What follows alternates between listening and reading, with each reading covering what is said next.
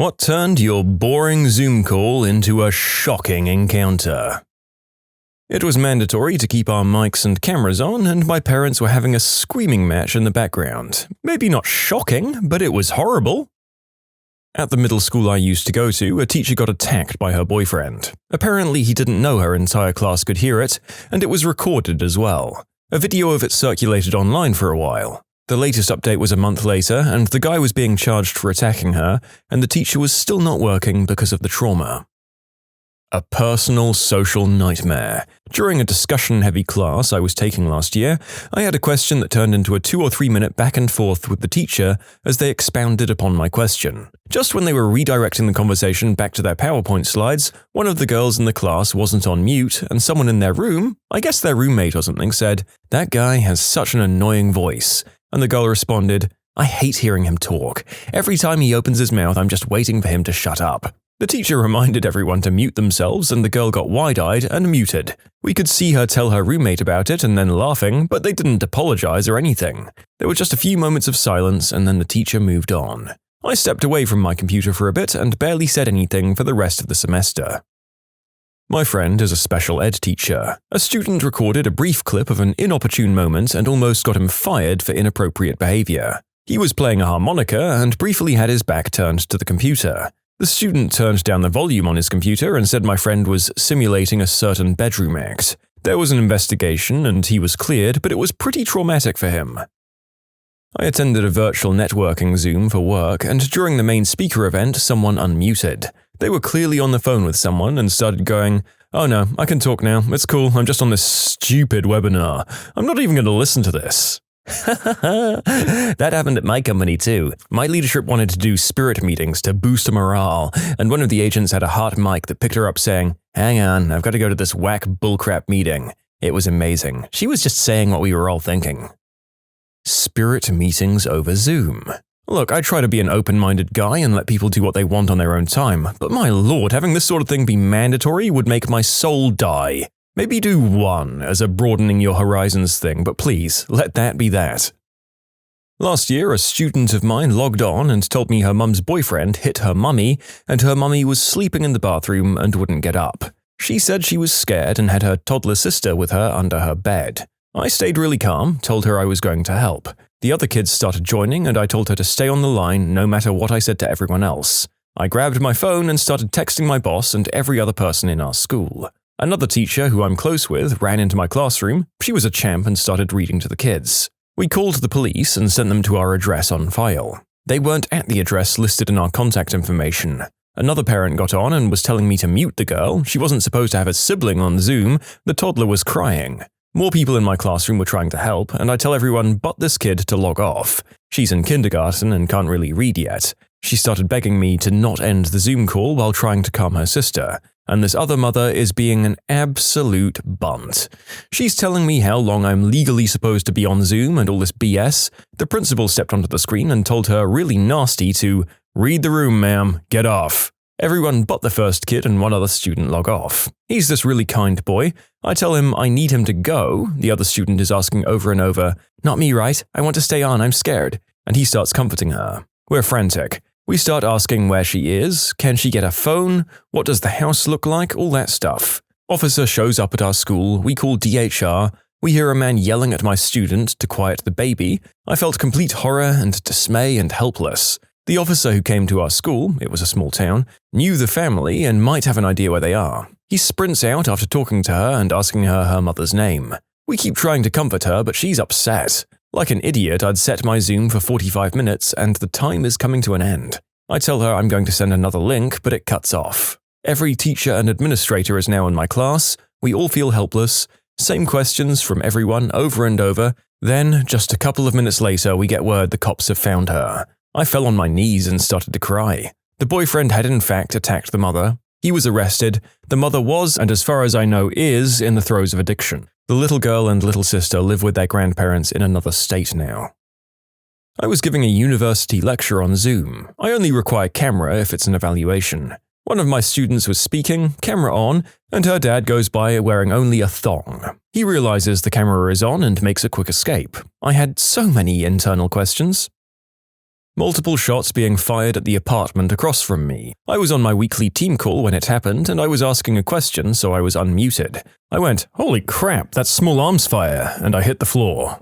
All my team saw was me throwing my headset off and frantically rolling off the couch. Supposedly, my mic picked up me calling 911. Don't get involved with substances, everyone. There's a chance that people will come and try to shoot you in the middle of the day. This one girl who talked crap about our professor without turning off her mic. Someone recorded it and went viral on TikTok. Several million views. Funny thing is, it was the best class I've ever taken. Damn, I thought me meowing at my cat when I didn't know I was unmuted was bad, until I read all of these other comments. My cat once walked over the keyboard and I said, "Sure, why wouldn't you walk over there? It's not a laptop, it's a modeling ramp your father built for you." Turns out she'd unmuted my mic. The instructor politely asked everyone to mute their mics. Last year, during the Dixie Fire in California, Cal Fire set up a Zoom meeting to give a state of affairs for residents who were evacuated. It was a public meeting. Whomever hosted didn't understand how to mute people. Some guys came on and started saying utterly offensive and disgusting things. For 10 minutes, every bad word, insult, vulgarity you could imagine. The Cal Fire team didn't seem to understand how to mute people or how to read the comments telling them what was happening. My husband was a fireman deployed to that fire, and I was angry. I just wanted information. I was on Discord with friends and then hopped into a Zoom call for work, early. I forgot I switched calls and walked away from my desk with my headset on to go get a snack before the meeting. Someone said, "Hey John." Thinking it's one of my gaming friends, I blurt out, "The frick? Since when do you call me John?" It was not a gaming friend, it was the CEO. I work for a startup, so luckily I have a decent relationship with him. I realized my mistake a second later and mentioned that I'd been sitting in a call with friends while working today, and I apologized. He luckily laughed it off with me and never brought it up again. This blind kid in a Zoom class at the end of the last year during English, I saw out of the corner of my eye he was the only one with a camera on. The teacher was chill if we didn't want them on while online. He starts stroking his soldier in front of half the class and the teacher. The teacher then kicked him from the class without saying anything and continued on with the lecture like nothing had happened. The poor guy probably didn't even know, but yeah, that was a very jarring English class. My husband attended a club meeting that was not password protected. Someone joined the meeting and played not just an adult film, but an illegal kind of adult film. Everyone was terrified and left the call as soon as it happened. Later, the FBI contacted the people in the call to get statements. I saw a guy's wife whack him on the head with a purse. He was on mute and no one else on the call had noticed. I had to interrupt the call to ask if he was okay. Apparently, the wife had been beating him around for a while, and this was the final straw that made him leave her. My sister's middle school, also the middle school I went to, had a class that got Zoom bombed. There were multiple parties who joined. One was a couple screwing, and the others were yelling racial slurs and other vulgarities. Luckily, it wasn't my sister's class. I should also mention that, according to our local police department, the people were out of state. They probably didn't know anything about the school to begin with. At the end of 2019, I was at the office in London and on a Zoom meeting with about a dozen other folks spread across the US. Got some pretty shocking news during the call and felt a cold sweat come on, a lightheaded sensation, and then a searing, burning pain in my chest. I'd suffered a massive heart attack and apparently managed to say, "I need to go," and then pushed my chair back from my desk and collapsed. Thankfully, it was still working hours and the office had people in it, so my teammates got me into a safe place, grabbed my nitro spray, called an ambulance, and all was eventually well. I ended up having a quadruple bypass not long after this. Had it been an hour or two later in the day, I'd probably died as the office would have been empty. I mean, this is an incredible story and thank goodness you were in your office at the time, which makes it ironic that the platform you were calling on in 2019 would have seen you out of your office and in no such position to have witnesses help you not but a year later. Color me surprised that there are stories of people using Zoom pre-pandemic. Last year, some girl in my class was clearly not in a good place while on screen. She was reported and went to rehab, and I saw her when school opened up. She seemed pretty good when I saw her, but everyone in class was pretty traumatized.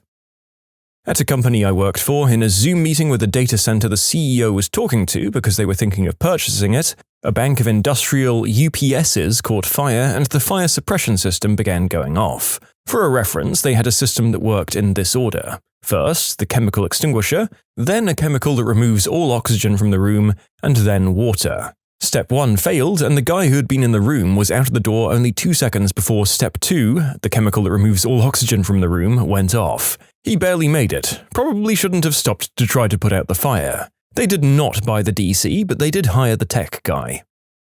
My friend's boyfriend witnessed a coworker have a heart attack and die while on a Zoom call, as the other attendees sat there helplessly in horror. You can submit your own stories to be featured here on the channel. The story submission link is in the description below, and if you want to listen to some vibey music in the background, check out easymode, also linked below, and subscribe. Not terrifying, but real secondhand embarrassment. We were on a Zoom conference call with our marketing agency. We were their biggest client by a mile, but our relationship had become strained as they weren't delivering results. The purpose of the meeting was for them to A. introduce our new account director, and B. present the results and action plan back to us. Our marketing manager, ironically called Karen, was giving them a real hard time. The new account director shared her screen, but inadvertently shared her Slack on the screen where her and her whole team were talking crap about us in real time as they were presenting. This included calling Karen a real Karen, and I bet she'll ask to speak to the manager, and saying that they'll have to stop lying to us soon. Karen let them keep it on the screen the whole time and told them at the end. The account director cried. I had an optional Zoom meeting with my boss and the head of a software company whose product we use. I was the only one who showed up, and I wanted to die, let me tell you. My brother was on a Zoom interview for a job in England early in the morning in my basement where we had our computers set up and I used to have my bedroom. I crawled across behind him to avoid being seen in my undies as I needed to get some clothes from my old wardrobe. My brother later told me he could see me crawling across. I jokingly said his interviewer told him, "Your bedroom slave is escaping." And funnily enough, he got the job. I remember during lockdown when they were doing court sessions over Zoom. A prosecutor realized that someone accused of domestic attacks was calling in from the same room as his victim despite a no-contact order. My customer's cat jumped on her desk and the AI face-blurring filter blurred everything but the cat's butthole. I had to watch a guy comb his eyebrows. Not super shocking, but I, a 22-year-old female, joined a conference call with like 4 middle-aged men I've never met, so I was a bit nervous about being inexperienced, and then one of them shared his screen with the 2 obvious adult website tabs in his browser. I have no idea if the others noticed, but feeling the guy's subtle, "oh frick," realization through the screen made me feel not as intimidated, to be honest. Our coworker began slandering our vendor when she thought she was on mute. Work from home had just begun, and we heard a partner at my firm taking a leak. Everyone heard the sound of the waterfall in the toilet, then the flush, and then the hand washing in the sink, and the door closing. The audience for the call was other junior and senior partners at the firm. I was an admin, so I ran the agenda of these meetings. I didn't regret that role. Not Zoom, but back in the old TeamSpeak days, we were all in a call, and a couple of our guild were from South Africa. All of a sudden, there was all this shouting and noise coming from one of their microphones, muffled, but you could clearly hear stuff like, "Who the frick are you?" and "Get out, get out!" followed by 2 shots and silence. He was just left there in TeamSpeak, and we were all shouting, and the other guy from South Africa just doesn't know the other guy's full real name or where he lives, so we're all powerless. Just this ghost sat in TeamSpeak. By the following morning, he'd disconnected, and we heard nothing for about a week. He eventually just appeared online one day and told us how he'd been broken into, they'd killed his 2 guard dogs, and the shots were just into the ceiling to make him compliant. The worst part was he told us it wasn't the first time it had happened, and gave the other South Africa guy his details in case it happened again whilst we were in chat, so that we could call the police there. This story happened to me on my 2nd day of training in my first ever job. I'd just graduated in June of 2021 and found a job in October of that same year. I used Zoom for all of my university classes, but for work they used Microsoft Teams, so I'm not familiar with that at all.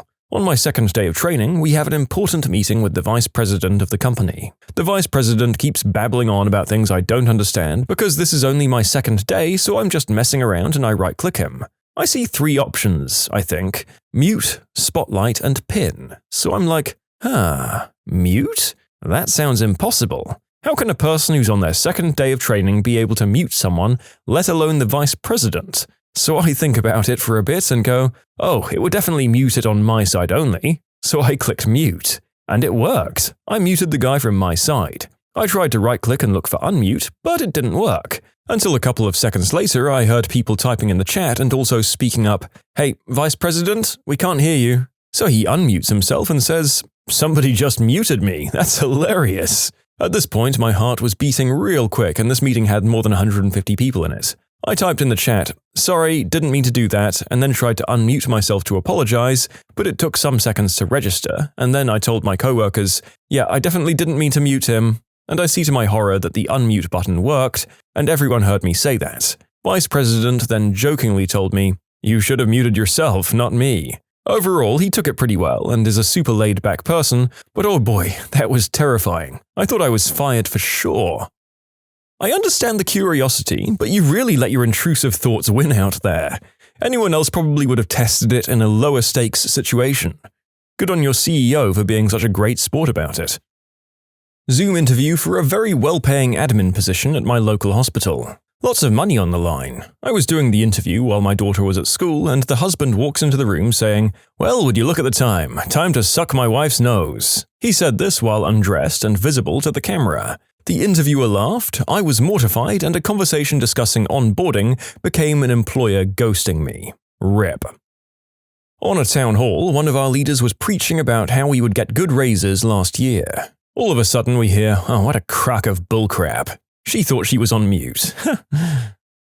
I have two of varying levels of shock and not safe for workness. The first was right after the lockdown and everyone was forced into using Zoom meetings. A guy used one of those background images. Well, he was wearing a black turtleneck and the whole time he looked like a disembodied head floating in outer space. And the second, I personally have an oversized monitor, so I could see even the small tiny little faces very well on Zoom. A guy was in a shirt and tie and all seemed normal, but he kept making some very unusual facial expressions, and actually at one point clamped his hand over his own mouth. Then suddenly and very briefly the back of a woman's head popped up. Most people tried to pretend they didn't see anything, but there was one guy who kept asking whose head that was and why they were listening to our meeting and just on and on. People became more annoyed by the guy asking questions than about what they'd seen. Attended a Zoom meeting, and one old couple didn't know you had to self-mute. Just prior to the wedding beginning, the wife, who was off-screen, yelled, "Toilet paper, I need toilet paper, quick." Then just after the wedding ceremony finished, the same lady said, "That was the most boring wedding talk I've ever heard." This happened when I joined my company as a fresher and I was in my training period. So, one of the trainers had started sharing his screen and it had adult websites open. He stopped sharing instantly, but everyone saw it. Then the other trainer, who was a lady by the way, told him to leave the meeting saying she'd take care of the rest. My professor was teaching and says, "Hey guys, this might sound weird," and then passed out, completely fell back. It was really scary, but a few seconds later her husband came in and was like, "Frick, frick, frick, frick," and sees the Zoom and says, "Class is cancelled," ends the meeting. She emailed later explaining that she passes out easily and it's never happened while teaching before. Great professor and a very kind-hearted person.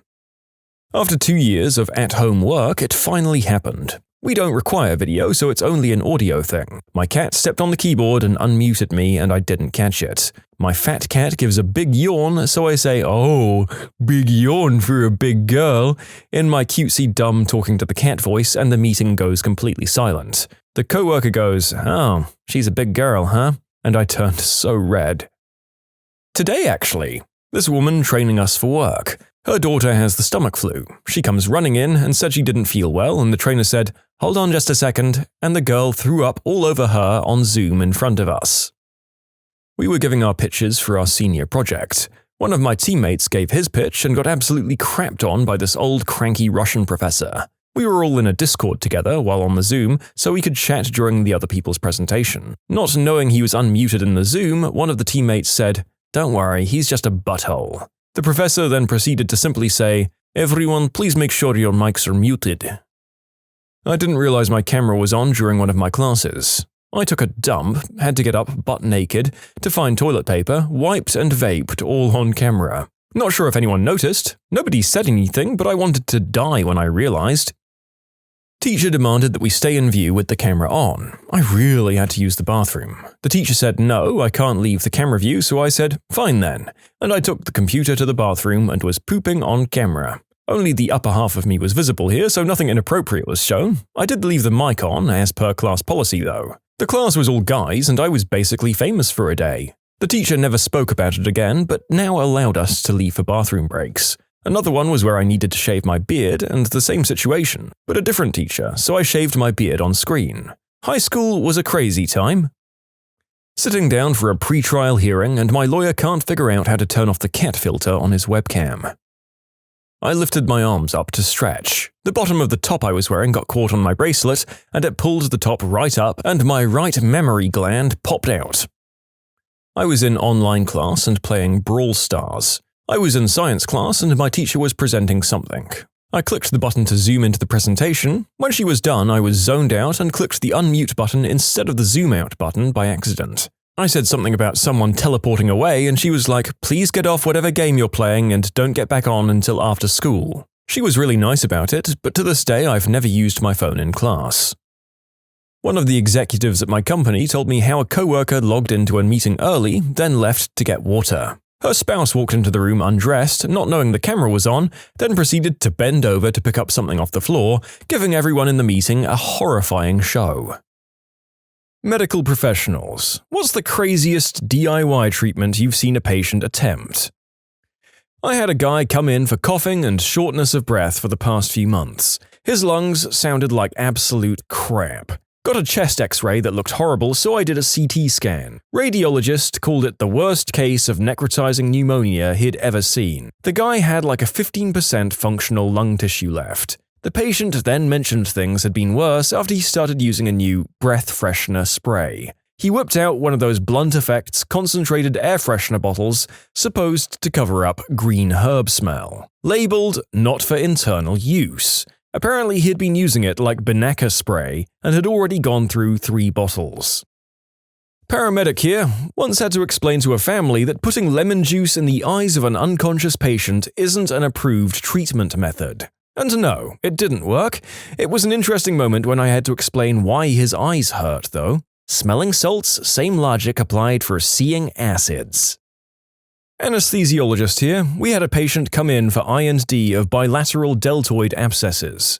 He apparently had thoughts of being a bodybuilder, but instead of lifting weights or knowing someone who could hook him up with some quality roids, he decided to bulk up using some protein powder at GNC, and mixing it with water, drawing it into a syringe, and injecting the 20 to 40 cc's directly into the muscle. If bulk was what he was going for, it definitely worked, temporarily. A rip-roaring localized infection makes you look pretty swole. They also got almost a liter of pus mixed with liquefied protein powder out of each deltoid. This also wasn't the first time he had been in for this problem. That last line kills me. Try it once, shame on you. Try it more than once, what the frick are you doing with your life?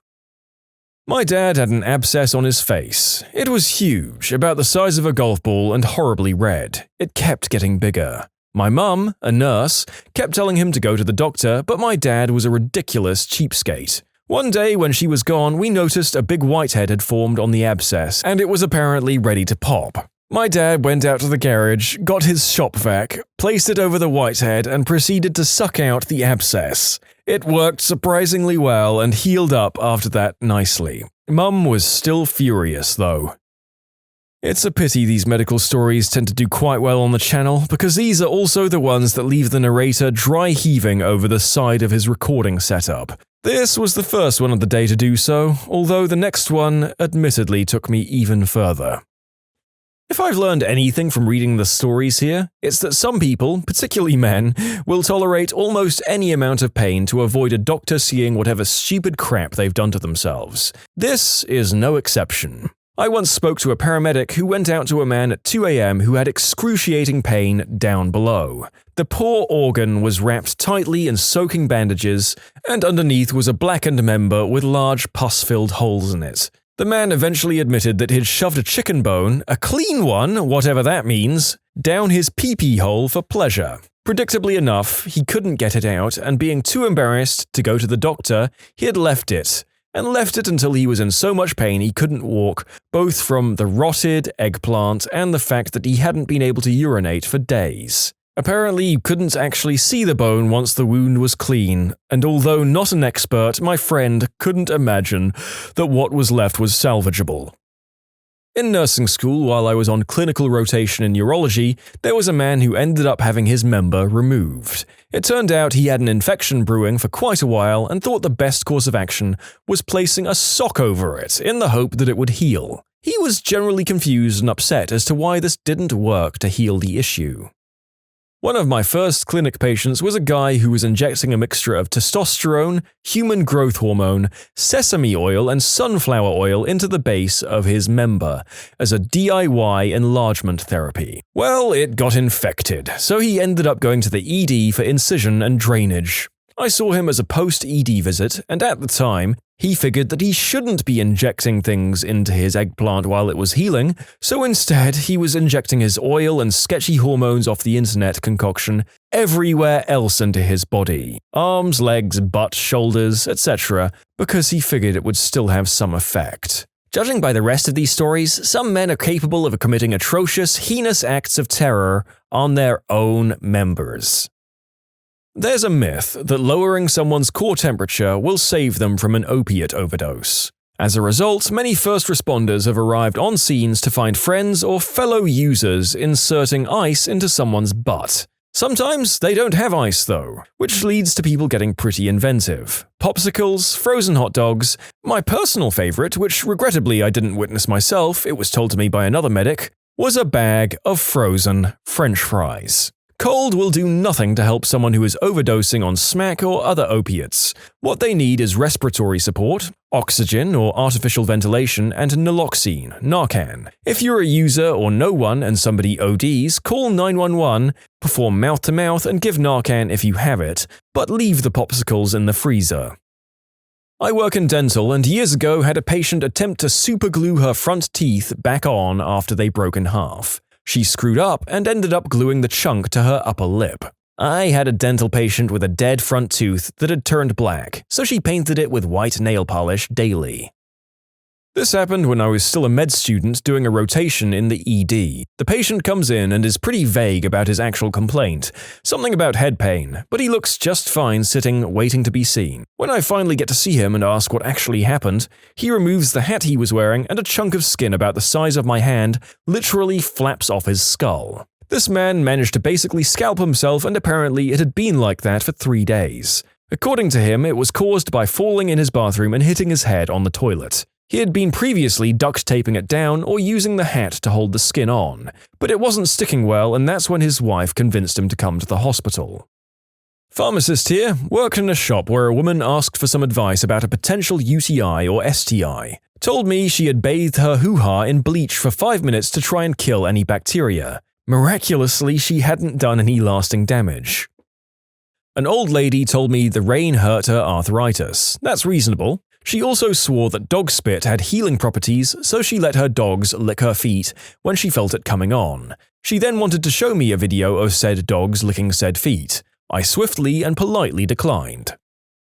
Adult patient had gas and poked a hole in his belly button with basically a knitting needle to release it. It didn't work. He actually came in for the ensuing infection in his belly button. Oh God. I don't know what age I was before I came to the conclusion that poking holes in my body's organs was a bad idea, but it was at least a decade earlier in my life than this gentleman. The young narrator was a moron, so what does it make this man? I work in oncology pharmacy. I had a patient die of totally treatable chest cancer because they decided to treat it with mistletoe instead of chemo, all because Suzanne Summers did. Yeah, the Thigh Master Lady. Don't take medical advice from the Thigh Master Lady. The most heartbreaking thing I've seen is a desperate husband bring his wife in at death's door. They were young with 2 kids under 10. She had been diagnosed with breast cancer and didn't like what her oncologist was telling her. To be fair, that crap is terrifying. She then left the UK, so all of the chemo and surgery that was free at the point of access, and followed the alternative practices recommended by some witch doctor in her own country. By the time her husband dragged her back, she was too far gone. Had spread to too many organs, trouble with breathing, groggy, seizures from brain mets. I work in ED. I don't know how oncologists and palliative care teams do what they do. Of all the horrible traumas I've dealt with, this is one of the most upsetting cases I've ever picked up. A little late to this thread, but I have a weird one. A patient was told by her doc that she had low magnesium and should consider supplements. Not uncommon. Instead of getting MG supplements, she ate an entire tub of homeopathic volcanic ash and completely destroyed her electrolyte imbalance and ended up in ICU. We admitted her as a pharmaceutical overdose, so poison control automatically follows up with you. It was hard to explain to them. It was probably naturopathic, not homeopathic. I don't know enough about specific differences. Think of a tub of protein powder, but volcanic ash. Her husband brought it in for the poison control report. You were supposed to mix in a scoop with water for the health benefits. She ate the whole tub and had a seizure and wrecked her kidneys. The activated charcoal and volcanic ash vomit that was all over her when she came from emergency was a B word to clean up. A mentally delayed woman came in septic to the ED. We did x-rays, blood cultures, urine cultures, the works. Finally found this weird image on her pelvis film, and we had the gyn come in to do a pelvic exam. They pulled out this blob with bones in it. Y'all, I swear to God, it was a decomposing frog. She put it in her hoo-ha for safekeeping. She got toxic shock syndrome from a frog. Ribbited for her pleasure. My boss is a nurse practitioner. I asked her what the worst thing she'd witnessed was. She continued on to tell the story of a man who had stapled his ball bag together onto his body after slipping with the razor. He had had it that way for days, metal holding his poor testes in place, infected and gross as you'd expect, before he came in to a professional. Later admitted his ex had attempted to castrate him. The organs lived, never fear. You can submit your own stories to be featured here on the channel. The story submission link is in the description below. And if you want to listen to some vibey music in the background, check out easymode, also linked below, and subscribe. A guy came into the ED because his leg was swollen. I'm talking like twice the size of his other leg. It turned out that his fourth and fifth toes were getting caught on his sock, which to be fair sounds kind of annoying. So he cut them the frick off with scissors. And then, surprise, it got infected. And he waited, and that's how he lost his entire fricking leg. Had a young teenager with sickle cell disease who had been in the hospital for around a week, already who decided to manage his pain himself. This was a few years ago, but I caught him pretending to take his meds. He would cock his head back and gesture that the pill went into his mouth, but really he either kept it in his hand or he threw the pill behind his back and landed somewhere in his bed. He was also quite a talker, which I then assumed was a tactic to try and distract me. I kept seeing his odd behavior and caught him doing this 2 to 3 times by the middle of the shift, so I was definitely onto him. He had a PICC line, which is essentially a long IV where the tubing goes all the way to your heart, in his left arm.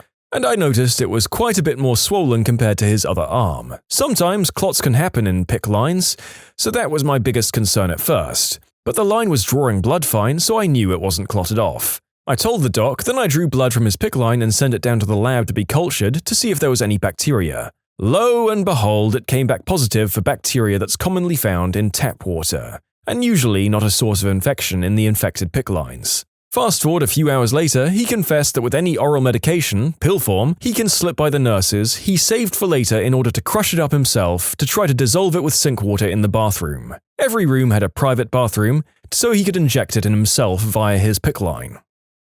Having once seen a commercial that oatmeal can lower cholesterol, a patient started having chest pains and tried to resolve it with a bowl of oatmeal.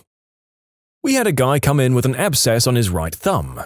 When I asked him what happened to his hand, he told me about his recent deep-sea fishing trip and was given the responsibility of cutting the fish with an open wound in his hand. A sliver of fish got in there and became infected as it healed, so this guy gets the bright idea of doing a little DIY wound drainage by grabbing his pocket knife and cutting it open again, leading to greater infection. Yep, I also had a smack addict cut her thumb on her broken smack pipe. The thumb was incredibly infected. She grew tired of waiting for the hand surgeon to arrive. She was in the operating room with another patient, so she bit her finger to release the pus. Then she left the hospital, cursing the staff the whole time because we're useless, etc.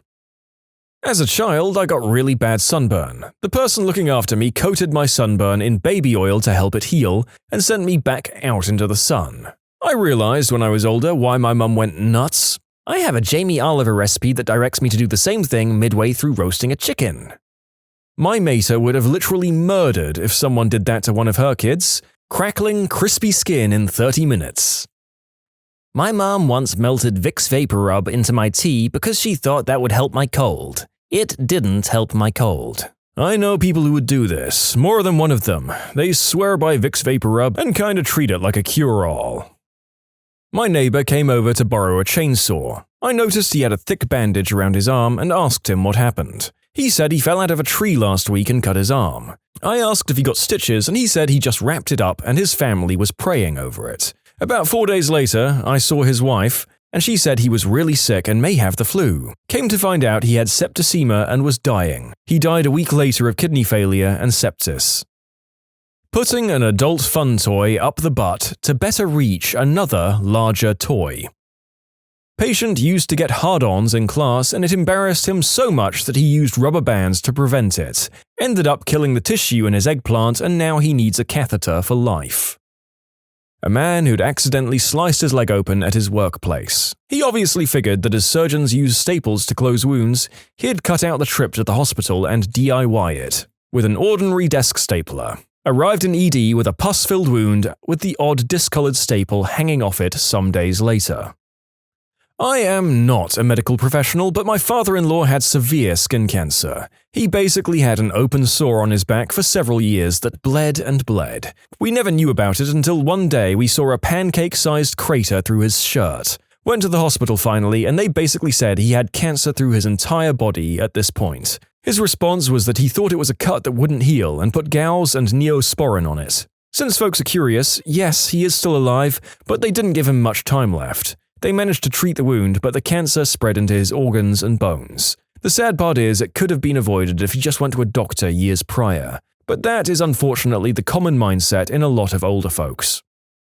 White bread soaked in milk placed on an armpit abscess to draw out the infection. They needed an IND and a couple of weeks of IV antibiotics by the time they got to us. Either that or the guy who crashed his motorbike, scraped his leg all to heck, and then decided the best course of action was to self-cauterize it on the tailpipe. Wow, stupid or not, the tailpipe guy had a set of brass ones on him. When I worked in the ER, my colleague had to see a guy with an ear problem. He had something stuck in his ear and had been trying to get it out. This wasn't a new thing, he had been trying for some time. Turns out he'd completely removed his tympanic membrane, and the bits that were stuck in his ear and that he was trying to pick out with cotton buds and hair clips were his ossicles. Enjoy! Had a patient come into the ER with a makeshift bandage on his shin. He'd fallen on rocks while hiking and had left a 3-inch long, half-inch deep gash in his leg. I go to pull the bandage off, and as I'm peeling it away, I notice the skin is completely black, and there's dark chunks of fungus falling out of the wound. It looked necrotic, like it had been left alone for a week. I look at this guy like he's crazy as he tells me the wound is only a few hours old. He's pretty proud as he explains that he created a makeshift poultice by chewing up leaves and moss, mixing it with river mud, and stuffing it into his leg. That's what all the black mossy stuff was. Hint: don't do this. My grandpa thought a leg discrepancy was causing my back pain, which was causing spasms. He put several pieces of cardboard in my shoes to try and even out my legs, which were already even. He also thinks black beans cure everything. My dad thought those pesky spasms were a pinched nerve, so he'd take me to the chiropractor, his girlfriend, to get my neck cracked whenever it happened. Seizures, people. They were seizures. My stepfather thought he had a boil of some sort on his arm a few years ago. So he did what any middle-aged dad would do, cut the sucker open and poured hydrogen peroxide on it. Turns out it wasn't a boil but a form of skin cancer. Also turns out that hydrogen peroxide doesn't do much to help with melanoma. After a lot of one-sided discourse, he went to the doctor to get it checked and treated. He's now cancer-free. Good God, how is this man one of the most sensible people in this entire grouping? I'll take this as an absolute win over the many, many men in the earlier stories who no longer have usable reproductive organs. When I was an internal medicine resident, I came across a very nice 50-year-old Dominican lady. She was very well-mannered, but one could tell she was not the sharpest tool in the shed. As I was prepping her chart for our first visit, I noticed she'd been seen by every single digestive disease MD in our hospital system. Not only that, she had had every single procedure in the book, ranging from endoscopies up both holes and culminating in an exploratory laparotomy. You're opened up to basically look inside you when we have no clue what's going on. All of this because for years she'd had one single complaint. She reported severe gnawing pain in her stomach. At this point I should mention she was Spanish-speaking only. Not only that, she had a very heavy Dominican accent, and I was the first Hispanic doctor to ever see her. My first language is Spanish, and even I had difficulty understanding her. So she comes in, and after exchanging some first-time pleasantries, I politely ask her how she's doing. Sure enough, although she was smiling and said she felt well, she pointed at her belly and said it was biting again, and asked for cream to kill it. At this point, I got intrigued. Her medication list only mentioned a cream used for herpes breakthroughs. The previous fellow only mentioned in his note that in every single visit, she only asked for the cream and nothing else. When I asked her what she meant by the biting and what she intended to do with the cream, she very calmly tells me she intended to stick the cream up her butt in order to kill the bird living inside her. After delving more deeply into her story, it turns out she didn't have a medical condition. Ever since she was a little girl, she believed that after eating a whole quail egg, the bird had spawned inside her and gnawed away in her insides whenever she was hungry. After a short visit to psych, she was diagnosed with a somatic-type delusional disorder. No amount of medication or psychotherapy will cure her, but she was still a fully functional mother of two who paid her taxes and had part-time jobs. I reached out to every digestive disease doctor in our hospital system once more to make sure she never receives an inappropriate invasive intervention. I've been following her for 3 years now, and she's happy as one can be, considering she has a bird living inside of her. What's the stupidest thing you've ever witnessed one of your new hires do? After more weeks of training than should have been necessary, charts, books, and explicit instructions, he ruined a $10,000 piece of equipment because he didn't load it correctly, because it, quote, took too much time. It was an industrial centrifuge.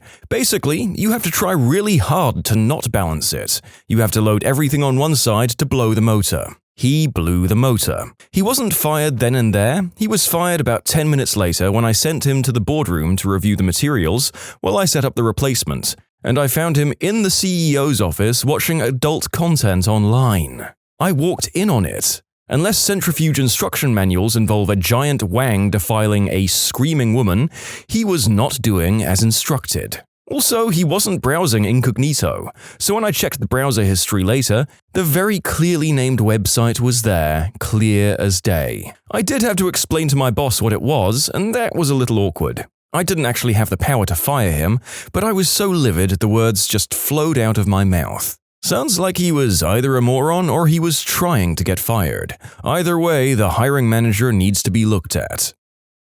I worked at a convenience store and often fell into the role of supervisor or manager. My boss was on holiday when the following happened. We had a fellow working one night when a customer brought in a $5,000 winning lotto ticket. First mistake, and completely against policy, the employee opened the safe and just paid it. Nobody should know you can open the safe, especially when we worked alone at night. That should have been referred to the Lotto Corp to pay directly, or the owner could write a check. Second and worst mistake, there's little bits of paper you have to submit to the lotto folks when you pay a ticket, so your store gets the money paid back, minus a fee. He threw the paper in the garbage, which then ended up in the huge dumpster that served both us and several apartment buildings. So if I don't find this piece of paper, my boss loses the $5,000, and one or more of the employees might lose their jobs. I put bags over my shoes, grabbed a pair of dish gloves and a painter's mask, climbed a ladder and hopped in the dumpster. I started ripping bags and trying to determine what day and where it came from. Just shy of 2 hours later, I emerged with that piece of paper, followed quickly by the longest shower of my life. The idiot responsible for my dumpster dive didn't even say thank you. He wasn't allowed to work alone for some time thereafter, and he got epically chewed out when the boss came back.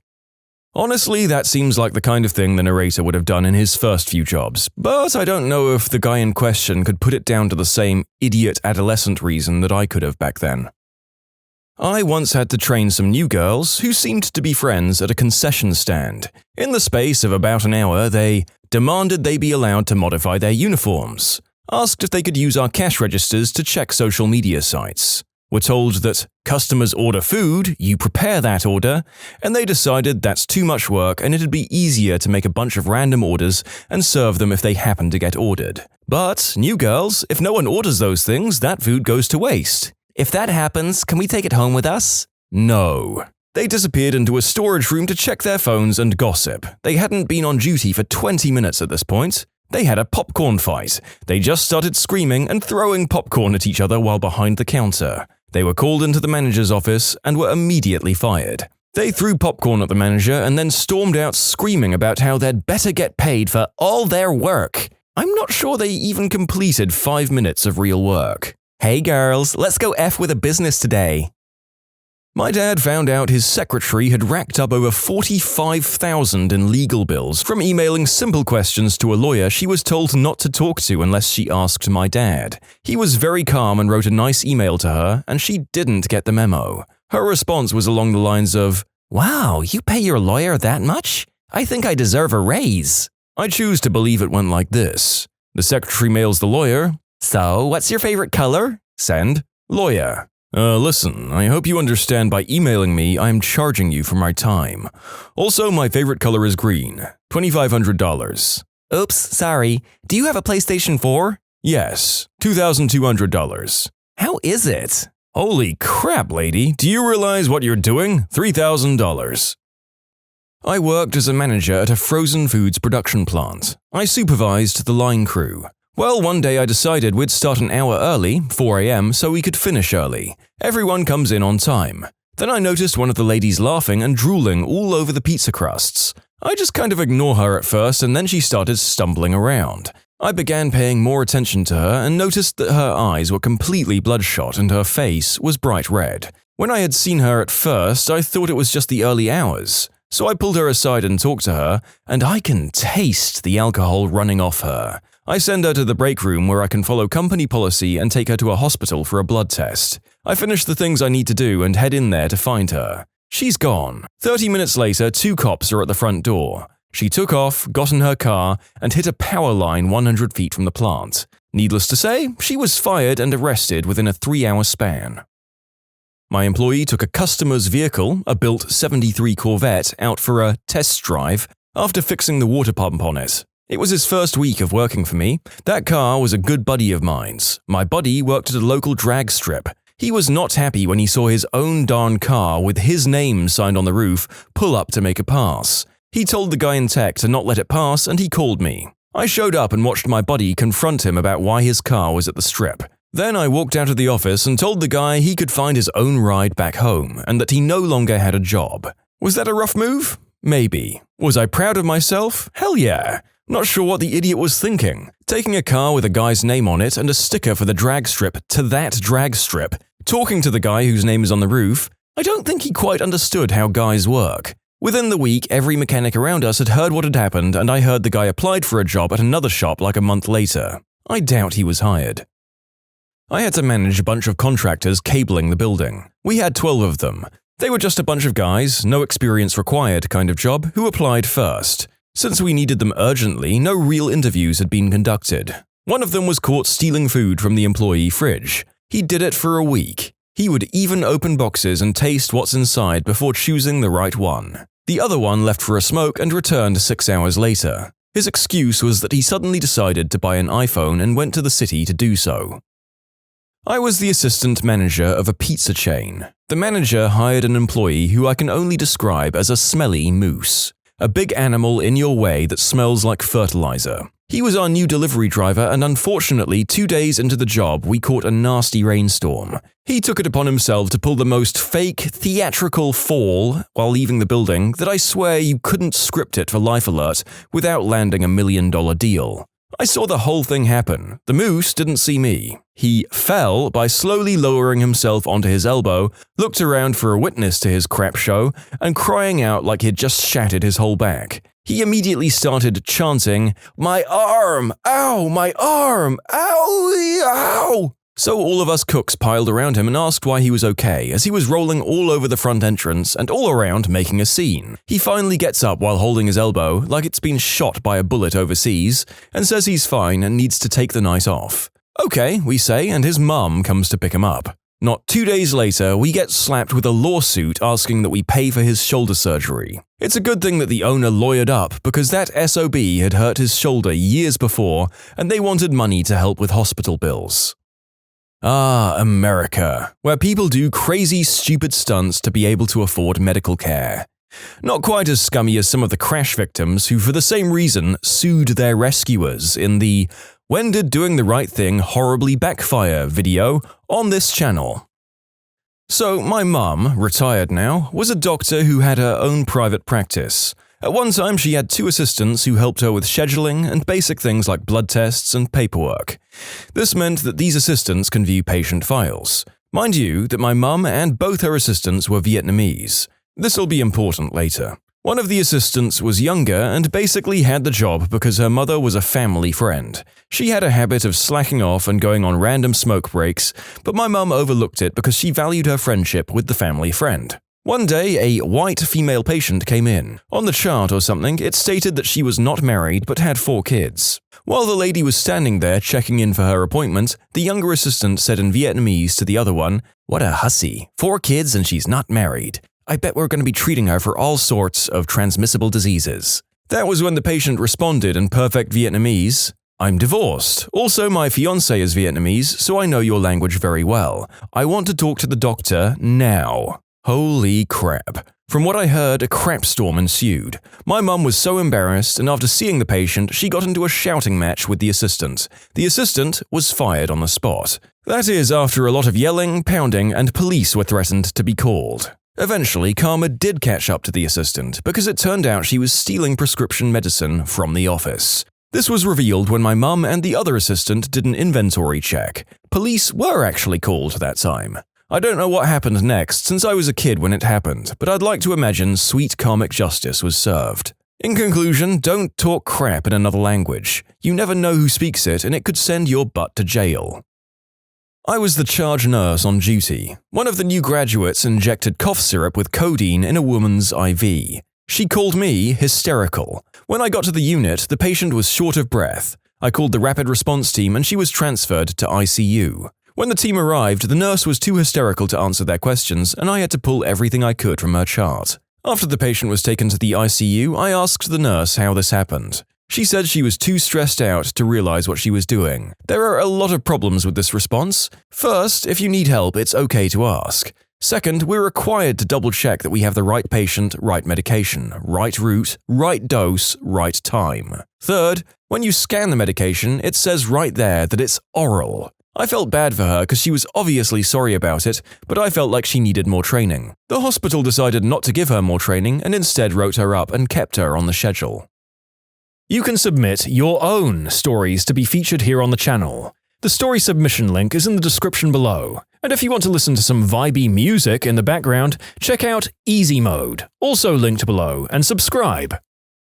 Not a manager or anything, the person was my equal, but apparently I had to babysit. Anyway, working fast food, we have all these little procedures to minimize the amount of cash in the till in case we're robbed. $50 or $100 notes don't go in the till, ever. The person working the register had been there for just over a month, so not particularly watching. He shouted out, "What do I do with a $100 note, mate?" They're rarely used in Australia. I yell back, "Same as a 50, meaning it does not go in the till. So this person brings it up on the register as a 50, gives change for a 50, and then gets teed off at the customer who's demanding another 50 in change. Then he frickin' tries to pin the blame on me. I remember working for Domino's. Delivery drivers aren't supposed to take $100 notes from customers even when the order is a mammoth one. I got into a proper shouting match with the store owner because I took 2 $100 bills from a $180 delivery order. I'm not going to refuse legal tender and reload a $180 order into my car. The worst part is knowing if I'd refused $100 when I got back to the store, I would have got given crap for refusing them. Fortunately, I was bulletproof in that job. We delivered to a really sketchy housing apartment area, and I was the only driver with the stones to go in there after dark.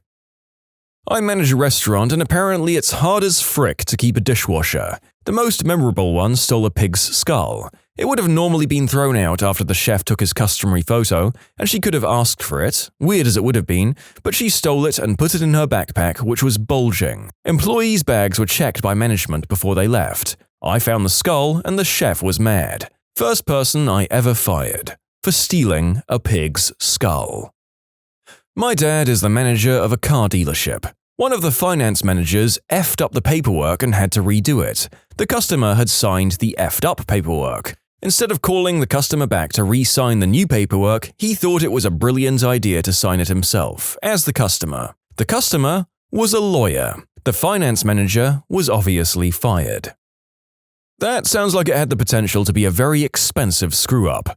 I wonder if this particular lawyer was satisfied with the firing, or if he saw his opportunity to take the dealership for a monumental amount of cash and seized it with his cold, dead, lawyerly hands.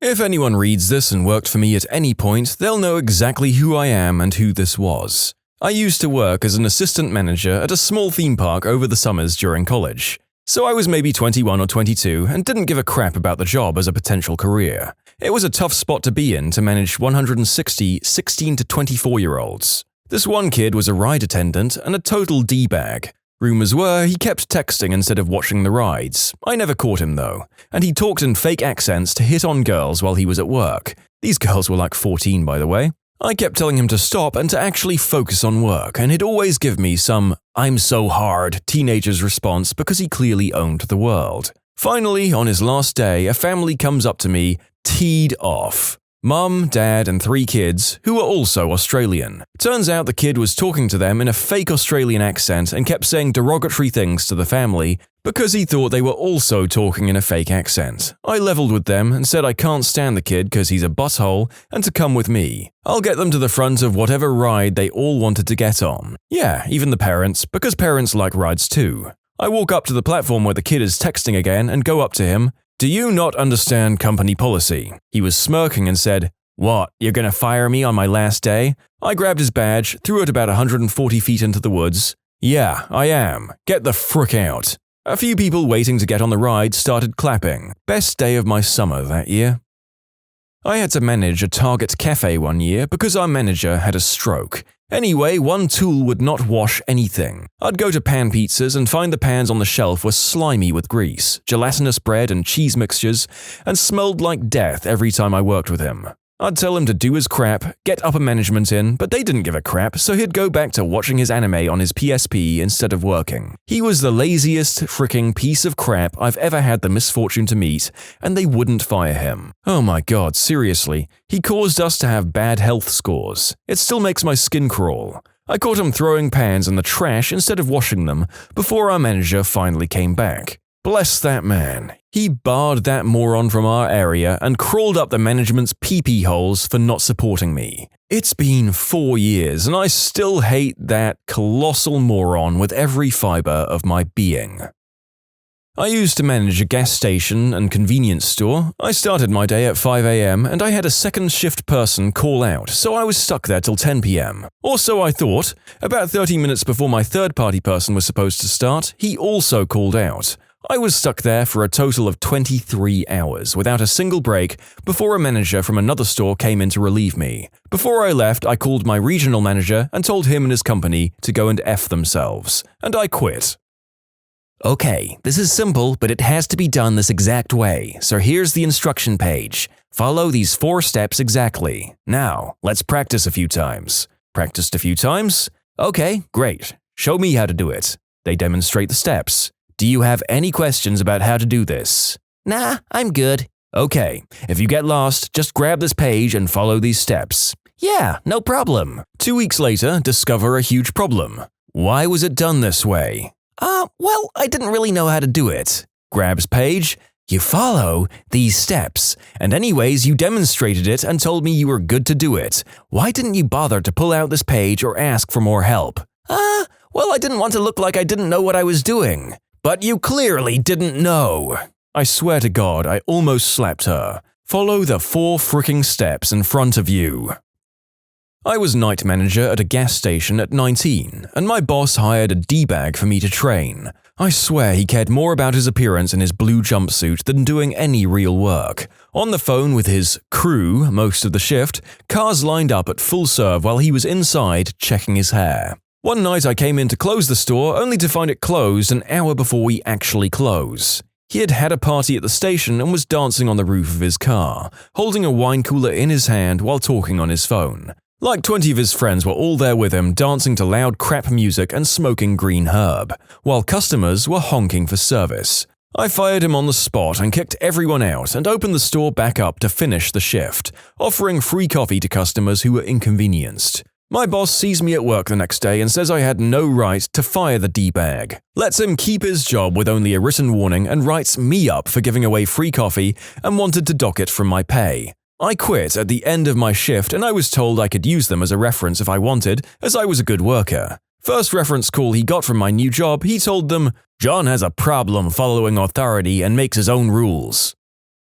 Ooh, I have a semi-relevant story. Used to work in a body shop. Waterborne paint was the hip new thing. We brought a new spray booth for around $50,000, including installation and shipping and stuff. The manager of the install team was a total fricking idiot. Supposedly, he had been working this job for a while and was trusted with running the operation. In the week that he was there, everything he did wrong. I could go into great detail about his shenanigans, but for the sake of keeping things short, the tipping point was when he dropped a $20,000 computer-controlled air conditioner and airflow module from 10 feet up, damn near on top of one of his own guys.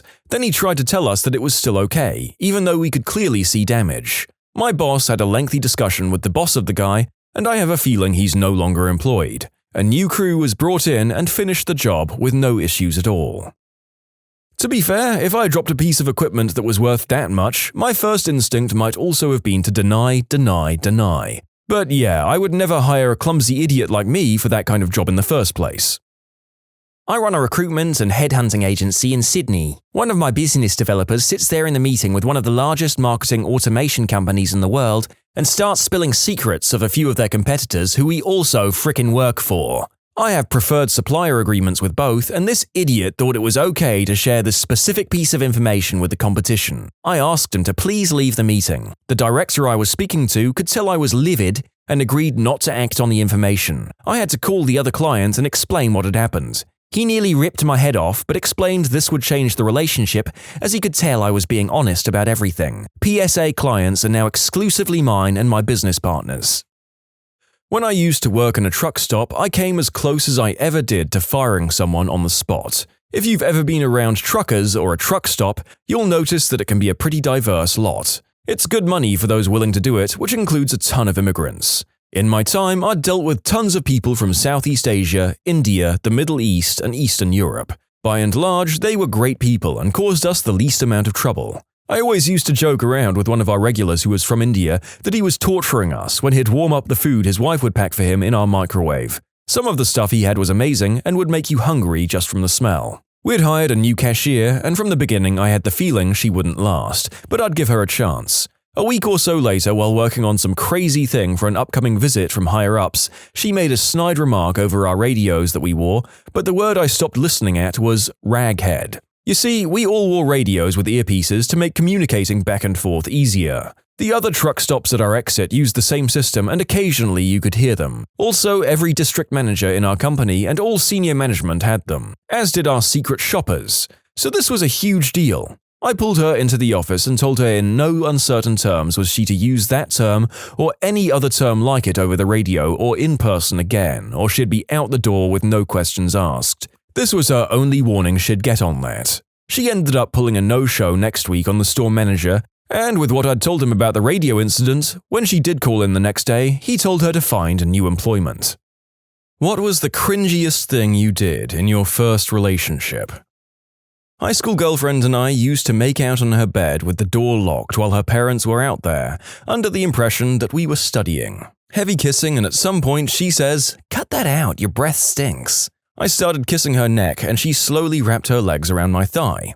A couple of minutes later starts breathing heavily. Couple of minutes after that, her legs tighten around my thigh, and a couple of minutes after that, she suddenly goes rigid, eyes roll up until I see whites, rapid breathing, exhaling heavily. I panic. And this is my moronic thought process, since all the blood's left my brain. She's choking. I should give her CPR, but she said no kissing her mouth. So I close my lips around her nose and blow like a trumpet. She starts coughing immediately, but she's too polite to cuss me out, says she needs a drink of water and leaves the room. We continued to go out for about 6 years after that. In conclusion, didn't realize girlfriend was having a great time, thought she was dying, tried to save her by blowing sewer breath straight into her nose. I'm an idiot. I lost my virginity to my first girlfriend. I was about 16 at the time and was invited to stay the night because her dad was on a business trip. I was excited because we'd talked a bunch about doing it, and I was finally ready to lose my virginity. I get to her house and we're straight to action. She pulls down my pants, and my eggplant is as limp as a top ramen noodle. She did mouth stuff for about 30 minutes until I could at least get half a chub. I got on top and started ramming away. I didn't really know what to do with my hands, and at the time I know that people pull hair while doing the deed. So I crap you not, I stared down at her and take my 2 hands full of her hair on both sides and just pull in a downward thrust while I'm ramming away. Sometimes I think of this moment and want to disappear. I almost completely erased this memory. So I was young and I had my first boyfriend. We were experimenting in the bedroom, and I really wanted him to think my hoo-ha tasted nice, so I would literally rub strawberry fricking flavored lip gloss into my vajayjay. There's no way he didn't know. I thought it was such a genius idea that I had to share it with my fellow women. So I wrote it down and passed a note in class to one of my friends. It dropped on the floor and all the boys read it and started screaming laughing. Strawberry Lips was my new name and I cried for a week. This was with a girl I dated in high school. My dad was getting drunk at a block party, so I got the idea to take a ski boat and go for a romantic boat ride. So we park in the middle of the lake and start making out and stuff. We notice our feet getting wet. The boat was sinking, so I start freaking out, bailing water out with cups, sopping it up with my t-shirt and wringing it out of the boat. You know, just freaking panicking. Right before I accept the fate of my dad's $12,000 inboard motor ski boat and calm down, I remember that I didn't put back the drain plug before dropping it in the water, so I replaced it and drove back. I think aiming for getting laid and nearly sinking your dad's boat is a pretty unsurpassed level of financial disaster on a first date, although I'm sure we'll see many cases of emotional and reputational destruction as we proceed through the topic.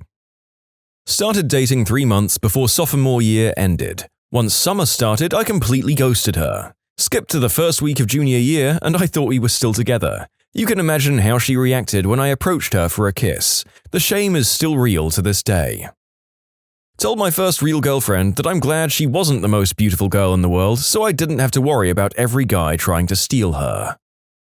The letters I've written. Oh, those letters. 15-year-old me thought he was deep and romantic. He wasn't. I hope they don't exist anymore. She started to ignore me at school. This was like maybe 1 or 2 weeks after we started dating. I called her house like 6 or 7 times one afternoon after school until her mum picked up, who was basically furious because I'd been hanging on the line. I explained to her that Alexa was ignoring my calls, and I hear in the background, "Alexa, why aren't you answering the phone?" To which she replies, "Because he's weird and he just keeps calling." I hung up the phone and went to my room. I carved her name in my wall with a pen. I still cringe about it to this day. I was walking her home, anticipating kissing her for the first time at her doorstep, and I kept licking my lips because I didn't want to kiss her with a dry mouth. Halfway to her house, she looks at me and says, "Stop doing that." I realized I probably looked really creepy. Broke up with her because my best friend told me to. We were perfectly fine together, but I guess I kinda worshipped the guy and his advice. He later tried asking her out when we split. We were all 14 to 15.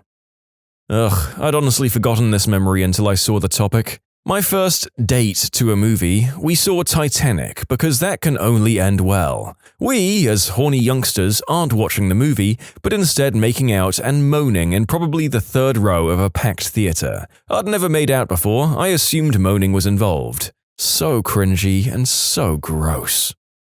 My first kiss in the movies was at The Bounty Hunter. It was interesting because I also got my first BJ a few minutes later in the same spot. I remember 4 things. 1, my parents and her parents were 2 rows in front of us. 2, the looks of disgust on the old couple's face 4 seats down. 3, she swallowed and it was way too much sensation for 16-year-old me. 4, Gerard Butler was in it.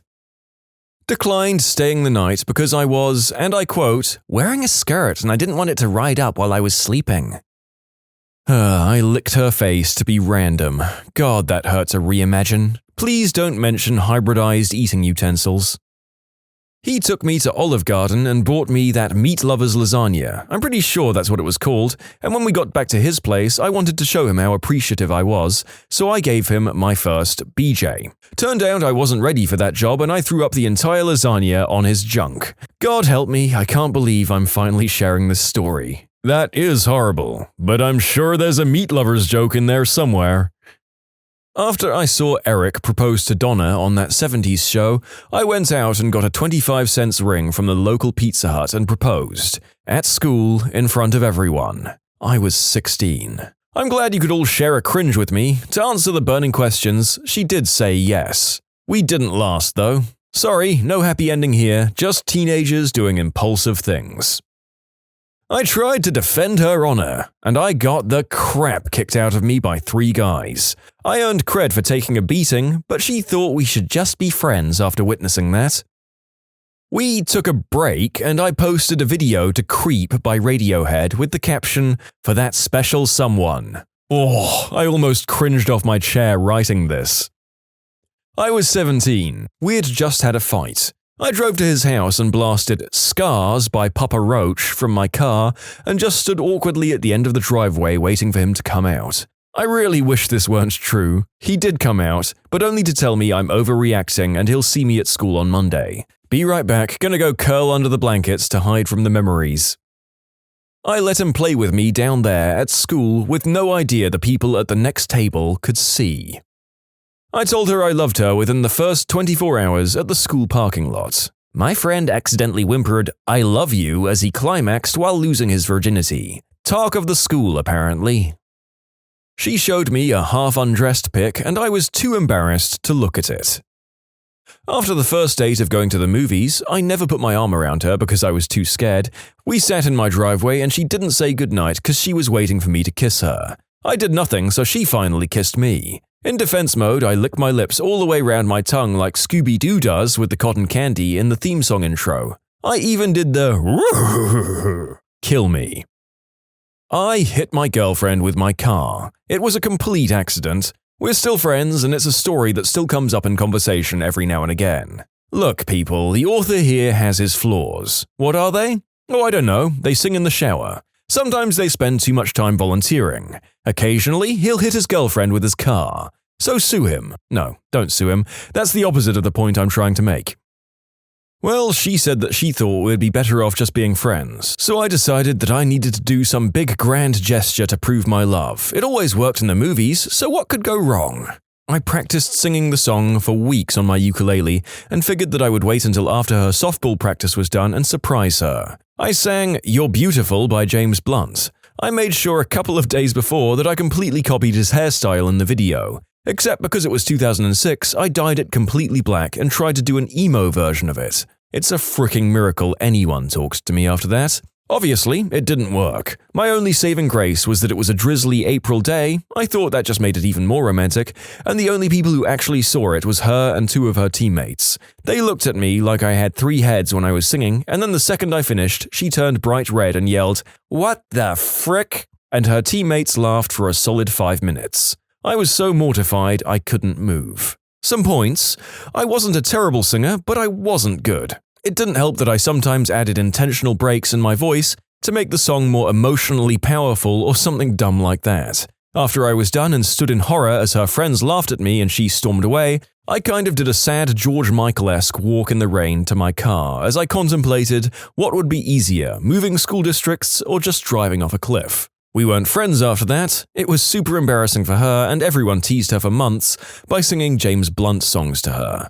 I definitely had it worse, but high school kids are jerks. It also didn't help that about 2 weeks after, we were assigned as lab partners and she raised her hand and asked the teacher if she could switch partners, and the whole class snickered. It seems sweet reading the story, but really it was super creepy and I put her in an impossible spot. If anything positive came from it, I never had any troubles approaching women at bars because I already knew what the worst possible thing that could happen was, so it was only uphill from there. You can submit your own stories to be featured here on the channel. The story submission link is in the description below. And if you want to listen to some vibey music in the background, check out easymode, also linked below, and subscribe. My first makeout session with someone was with my first girlfriend. We were in her bedroom, turned out the lights, and went at it on the floor of her room. After a while, I feel something wet on my face. I didn't want to stop, so I just ignored it and carried on. She noticed it too and decided to turn on the light because something is really wet on our faces. The light comes on and turns out I'd had a massive nosebleed and there was blood everywhere. I was covered in it, she was covered in it, and there were bloodstains all over her room. If that wasn't embarrassing enough, when she went to the bathroom to clean up, her mum caught her in the hallway. She saw the blood and immediately screamed. Her assumption was that I was beating her daughter up and I got chucked out of the house. Took a lot of time and explaining for me to show my face there again. I also lost my virginity to the same girl to the song Kool and the Gang's Celebrate. That was cringy as heck too. I used to take laps around the playground and slap stickers on her butt. I don't know what I was thinking. I got us matching dog tags with our anniversary on it after dating for around 6 months, and I would secretly get very sad when he wouldn't wear his. Guilty of this too. After we broke up, he posted a video on Facebook of his friend throwing it in the air so he could shoot it. My God, I cried a little. I was 17. For the record, I grew up in Mississippi. Super American in the country. I was upset when it happened and I didn't even respond to him. Should have saved the video to make a meme, but I don't have a Facebook anymore and it was a long time ago. It was pretty funny looking back. I was super shy back in the day and I really liked this guy who had weirdly flirted with me in one of our classes. He told me I looked like some random celebrity when I wore my hair down and how hot she was, so I never wore my hair up again for the entirety of school. I replied later by slipping a note in his locker but didn't sign it. A few days after that, I threw in a t-shirt I thought he would like. He didn't know who it was from until weeks later when he finally wore it to school to see if anyone said something. My BFF at the time did, and he realized it was me. Super creepy on my end. We ended up dating for a day before we broke up because we were stupid kids. Now 15 years later, we reconnected and are now married. So, totally worked as planned. A girl that I was about to start dating mentioned she really wanted to go to New Zealand at some point in her life, to a group of people, not even just to me, so I immediately priced plane tickets and lodgings to New Zealand for a honeymoon. Then, unbelievably, before we actually started dating, I told her that I'd priced our honeymoon. My defense was that if things did work out, New Zealand was so expensive I'd have to start saving then. We still dated, but only for about 2 months, and neither of us have been to New Zealand. I let my mum purchase custom matching airbrushed shirts of 2 people kissing, with my girlfriend's and my name on them. I'd report my mum to CPS if she suggested that. I met the love of my life at age 17, aka I started getting my brains effed out for the first time. She was not shy talking about her prior boyfriend who had a super huge hog that she claimed was very painful. Of course, there were other details about their relationship that she shared too, and she was complicated and we had a lot of fights which I couldn't get my head around. At some point, I decided it would be a good idea for him and me to talk and compare notes. So, I wrote him a letter proposing this. Mutual friends reported that he was utterly flabbergasted by this, but he approached me and said, "What would you like to talk about?" I think I babbled for 20 minutes after that, but I have no further recollection. Looking back, what the frick was I thinking? That is a very bold move, but honestly, I think I can say that it was the best possible reaction you could have gotten from him under the circumstances. I think most people could have reasonably expected silence or violence. Incidentally, that's my band name. I was so nervous on the way home. Being 14, his dad drove us to my house to drop me off. I leaned over to kiss him on the cheek. A quick peck, and then I threw up his mum's fajitas all over myself. We finally did the deed when at a party at my friend's house whose parents were home. The mother knocked on the door and said, "What's going on?" We didn't stop. I was too immature to talk about us one day doing the deed, so I'd giggle and say, "Duh, you know." Had my first relationship at age 17. We were each other's first for everything. Basically only ever gave him hand fun times because he wasn't very hygienic. He insisted on keeping his underwear on, so I'd have to rub him over his boxers. He'd splooge inside his boxers and then leave them on for the rest of the day. The odd time he didn't have boxers on, he'd grab a sock and splooge inside of it, and throw it in the laundry pile. His mum did all of the laundry. So disgusting every time I think about it. He French kissed me after eating a bacon double cheeseburger with onions and all sorts of other stinky stuff. I told him I had a bad experience with French kissing with a guy before him, lies, he was my first kiss obviously, and I would appreciate it if he never did it again. Bonus cringe, I rubbed Vapor Rub near my eyes to make myself cry when I broke up with him and told him I was overwhelmed and needed to focus on school. I was in 8th grade. Back in 8th grade, I could not wrap my head around the obvious signals he was giving me that he was not as into the relationship as I was. I was extremely clingy and would draw doodles of us and write the mushiest notes to him on the daily. I would quiz him on what he liked to talk to me about on AIM every night. fishing for compliments from him constantly, making up new pet names every week. My best friend was dating his best friend, who most likely felt the same reluctance due to intensity, and we would arrange double dates that were mostly me and her trying to find a way to corner the boys and make out, which was extremely creepy behavior looking back on it. Reading my journal from that year is horrifying. I wish I could go back and apologize for the cringe. If you're reading this, sorry about that crap, Mitchy Poo. I know I'm not alone in the shame of horrible obsessive behavior. Since so many people have asked, I've dug up my journal I mentioned from my basement storage. Kinda wish I'd actually buried it reading it again. The entry I'm posting seems to condense how awful I was into a short and terrible package. How can someone so terrible be so popular? Hopefully the real world isn't like that. Sigh, spelled out in the book. I heart Mitch. On AIM, AOL Instant Messenger tonight, I asked if he liked the semi-French, and he was extremely vague. Maybe I'm going too fast. I hope he liked. I thought I might have seen him wiping his mouth on his sleeve. How terrible would that be? At least he loves me back. I really hope I'm not a bad kisser. I love kissing. So if I was bad at it, wouldn't it be kind of hypocrisy or ironic? I don't know. What scares me is that high school is next year. Well, I think I can probably experiment with Mitch. I don't think he'd mind, smiley face. I've never made out with someone before. I wonder what it's like. Is it gross? Is it like animalistic, like grrr? Mitch is so sweet. I want to be with him all the time. Asterisk, grown in pleasure, asterisk. When we were watching the movie at Tom's house, where I got the semi-French, he put his hand on the curve of my waist and it felt so good. It took all I had to not just start making out with him right then. I think that's like a pleasure point on women. I'll have to find out where his is. No, I'm not going to start groping his crotch. Something a little more innocent, please, with a Z.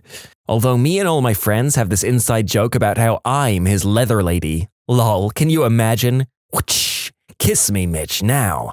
I want to talk to him so bad, but it's kind of late. I'm gonna have to find a really good place for this journal. I don't really know who I'm writing to. Hopefully not my future kids. They'll be all like, gasp, Mom was really bad. I'm not bad, I just have lust issues. Lol. To the person who's reading this, don't judge me. I was walking her home in our neighborhood. She says her parents aren't home. I say, cool, you have the whole house to yourself. And I walked back home, wondering if I'd ever get the chance to touch her chest. To answer the big question, yes, I did, eventually. Then we did more and were pretty bad at it. Then she faked a stalker in order to drive a wedge between me and my best friend, so I stopped seeing her. Up and down experiences all round, but hey, I got to do stuff to her for a while, once I caught on.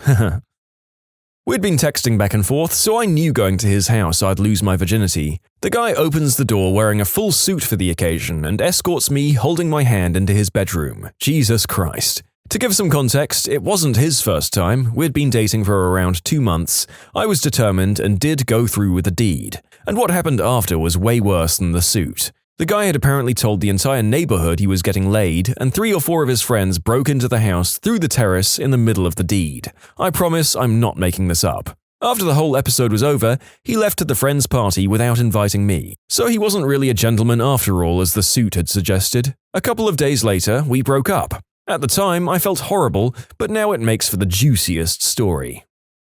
First real girlfriend in high school, we used to talk over the voice calls on MSN Messenger late at night. She just wanted to hear my voice, and I very quickly ran out of things to say, so she said I should just read whatever book I had around. She spent the next 30 minutes listening to my Your New Getaway Computer and How to Use It booklet.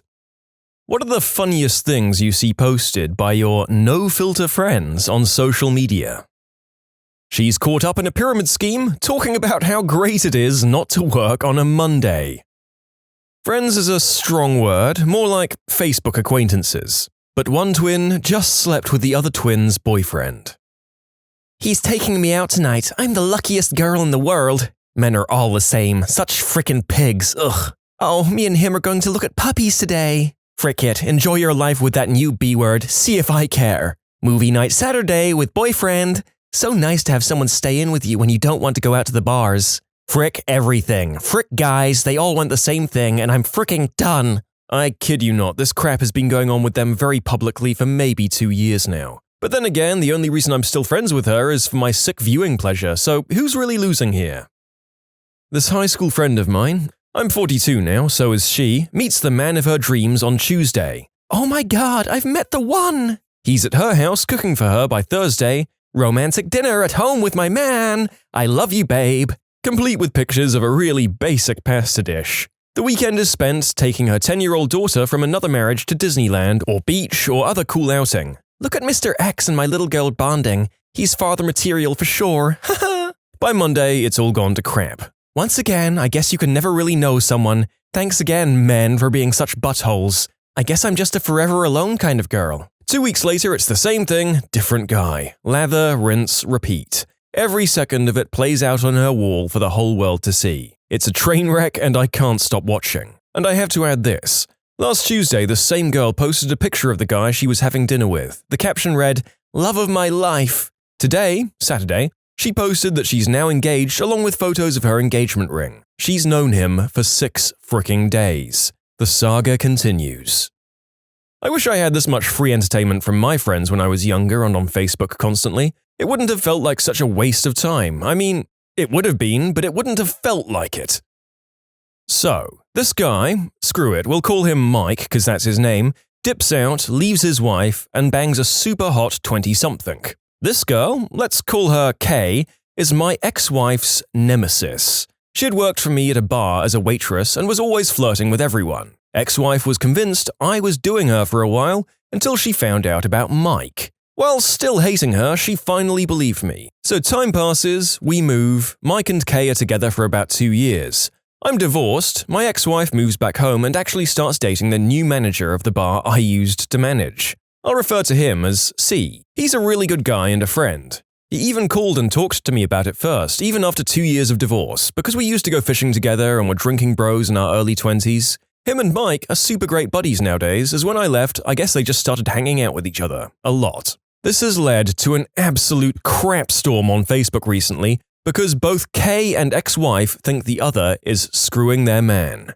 I never thought Kay was the jealous type, and my ex-wife was fairly cool up to a point, when she started cheating on me and then got all paranoid that I was cheating too, apparently. Now every time Mike or C go out, a war erupts in the comments between the women. I've noticed a trend that whichever of the two posts first, she's apparently the lying working girl. Stop posting on my man's fricking profile, you fricking hussy, etc. A few of the best parts. Mike leaves town frequently, bangs other 20-somethings, comes home, gets busted, crap goes down on Facebook. She's got albums, still labeled, "Mike's a fricking scumbag," which are full of the texts that she screenshots and sends to herself. Yet, "I love my baby so much" about 5 times a day on her wall. C is a full-blown alcoholic, as in 18-pack a day kind of guy. Then he tops it off with a bottle of Sailor Jerry. He cheats on a fairly regular basis with the girl I dated before my ex-wife, if he's not on one of his 30-day cleanses for probation, every 6 months or so. I know about his cheating because my brother still lives there and goes fishing with Mike and C all the time, and she tags along too. I keep telling my brother to get a picture of them all together just so he can post it up on Facebook and tag every fricking friend he has in that town in it.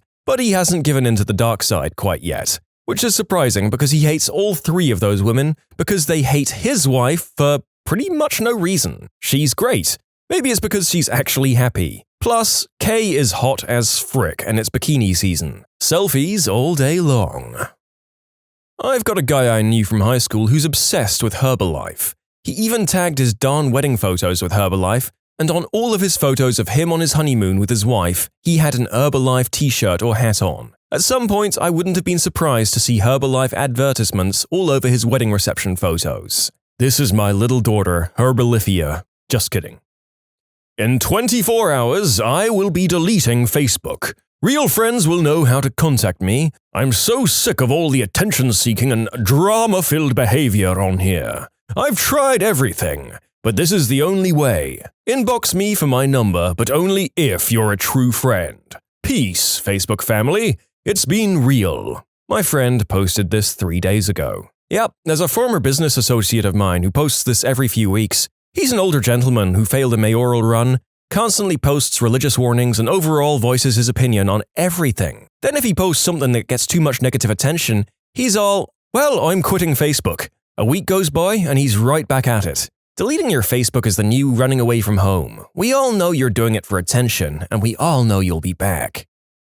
I knew a girl in college who gave up Facebook for Lent. Then, every time there was a party, she'd agonize about posting her pictures because I gave up Facebook, but I think God would want me to share the joy that my pictures bring. almost everyone in the dorm was a theatre major, and we're a largely agnostic group, so we kept telling her, Special K, no one gives a frick. Do whatever you want. You're not that great a photographer. Shut up.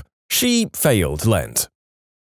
Oh, I don't know, my friend who only drops vague hints at the hope for sympathy. Sometimes people make me really angry. I just want to go to bed and forget this day happened. Oh my gosh, I know the feeling. What's wrong? I'm sorry, what's going on? You and me both. Let me know if you need something. Let me know if you need anything. Sorry I haven't responded. It's just personal and I'm not going to talk about it. Even more so is the little army who responds. Every fricking time. What's wrong, hon? Everything okay, sweetie? I'm here if you need to talk. You're an amazing person. Don't let anything get you down. Stop it! You're enabling this nonsense. It's always the exact same people and they never get a response. Ever. Makes me crazy. I know someone who keeps posting that her kids don't love her and are pushing her out of their lives for other people in their lives. Plot twist, it's my mother who I live with and spend the majority of my time with. When me and my roommate had a job together sitting at desks after hours with nothing to do, we'd go on my Facebook and find long conversations of people arguing and do read-throughs like a play rehearsal. Each time we'd read through as different characters like Macho Man Randy Savage or Rodney Dangerfield. This is one of the greatest and cheapest time killers I could ever suggest. My 91-year-old grandmother is calling out every family member who uses the F word in their posts and is shaming them. She's also threatening to wash their mouths out with soap like she did when they were kids. It's adorable. Yeah, I think that's genuinely hilarious. No negativity there. Although personally, up until my current age and weight advantage, I probably would have been scared enough to let it cow me into submission. My granny was a bit scary. Frick you, dude. You fricked my girlfriend, you fricking piece of crap. Jeremy, you watch your language, young man, or I'm gonna wash your mouth out with soap when I see you. Evidently, Peggy is desperate for more water in Farmville too. Peggy must live in Southern California. A mother of a teenager I know shared graphic images of the bruises her soon-to-be ex-husband gave her. That didn't bother me, I felt bad for her. But when she decided to add photos of her bare butt and hoo-ha with very minimal bruising on them, things got weird. She makes her daughter take down posts she thinks if there's too much cleavage showing. Incidentally, she's also complaining that people reported her photos because they don't want to face domestic abuse. I mean, I'll face it, I just don't need to see your downstairs area again, Barbara. Someone keeps reporting his photos as containing inappropriate content. The more he complains about it, the more likely I am to start joining in. By the way, it's not you, Steve, or Steven, or Phil, or Sergio, or whoever else you think you might be. You're not a beautiful and unique snowflake. Oh god, that reminds me. A while back, a guy on my Facebook accidentally posted a video of himself just cranking it, and it took almost a full day before he realized it. So for days, there were tons of posts from his various family members telling him how disappointed in him they were, how his grandmother had seen it, etc. Probably the greatest actual Facebook drama I've experienced. How the frick do you accidentally do that? It was all an honest mistake. I was filming myself thrashing the mule like normal. I had to use my laptop's built-in camera because my memory was full on my digital camera and phone. Too many self-stimulation videos, you see. You know how it goes. Got to monitor the form and correct weaknesses. Well, after I finished, I saved the file. How else am I going to re-watch it later? I can't do it in the mirror to watch myself like some low-born psychopath. Totally unrelated, I wanted to upload to Facebook a video of myself going down a water slide at Schlitterbahn. Unfortunately, I'd saved both files to the same folder and titled them Wet and Wild and Wet and Wild 2. You can guess the rest. Easiest mistake to make. It probably happens 1,000 times a day. There are lots of people chiming in to say, he probably made it for his girlfriend and then it happened while his phone was in his pocket. Super easy. Call me old-fashioned, but when I film myself working the hog, I don't save the evidence for later. You can submit your own stories to be featured here on the channel. The story submission link is in the description below. And if you want to listen to some vibey music in the background, check out easymode, also linked below, and subscribe. My mother is the worst on Facebook. Don't even get me started on the group messages she sends to the whole family. Well, fine. Don't come to my party because you obviously don't care enough to cancel the plans you already have. And I'm like, Mom, I live across the country. I'm not going to take the day off work to come to your 3-hour-long Memorial Day party. My mom won't act ugly on Facebook, but she'll post something and call me later and say, "Did you see what I posted? Well, why didn't you like it? You should have liked it if you saw it." There's also, "I'm going to be heartbroken if you don't wish me a happy Mother's Day on Facebook." And she'll also organize family events solely for the purpose of gathering pictures for Facebook. Not kidding. She'll say, "I want to get pictures to post." One I know who's getting a 5th divorce in 12 years. I can't even begin to touch the drama surrounding that one. She's 19 and pregnant. She graduated from my high school early, but all of her posts from last night were vaguely aimed at her boyfriend and then saying, "I wonder what people from my school will think once they know I'm pregnant. They'd probably have a cow." Baby mama drama, and he always prefaces his posts by saying, "Y'all know I don't like airing my dirty laundry on here." There's a laundromat in a town near where I live that has a billboard that says, "Dirty laundry goes here, not on Facebook." I thought that was pretty clever.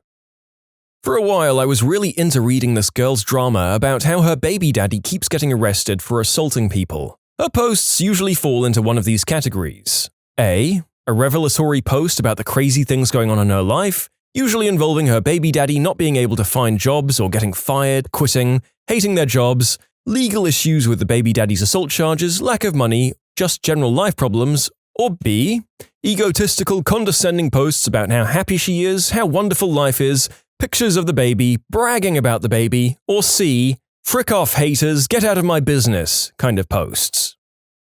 My husband has this woman on his feed that he keeps around for entertainment value. She posts about 2 things only, it seems. "Just got out of church. Sermon was beautiful today. I feel so blessed. Praise God." Sent at 11:30 a.m. Then she posts a picture of herself licking a guy's crotch. "Woo! I just sucked 5 guys for some Patron." Sent at 4:30 p.m. She then posts a picture with Bible verses and something about Jesus working in her life, and then posts a suggestive picture with the end of a bottle in her mouth held at crotch level by some guy. From what I gather, this woman really loves sucking eggplant and Jesus. She desperately wants to get married, but at 38 has never had a boyfriend. She had a few suitors, but none of them matched her claim to have attended at least 2 colleges. She's a kindergarten teacher, she's religious, and she daily posts quotes from dead priests. "Hey there, baby, I spent a week at Ohio State and another week at MSU. You wanna bang?" No real Facebook drama, just vague booking.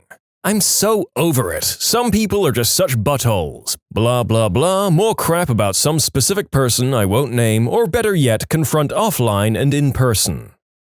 I'm not sure personally what it's about, but you know who you are. I love the "you know who you are" posts because they never involve me and I know it. But I like to post responses getting all defensive like I think it's about me, and then they get mad and tell me to F off because it's none of my business.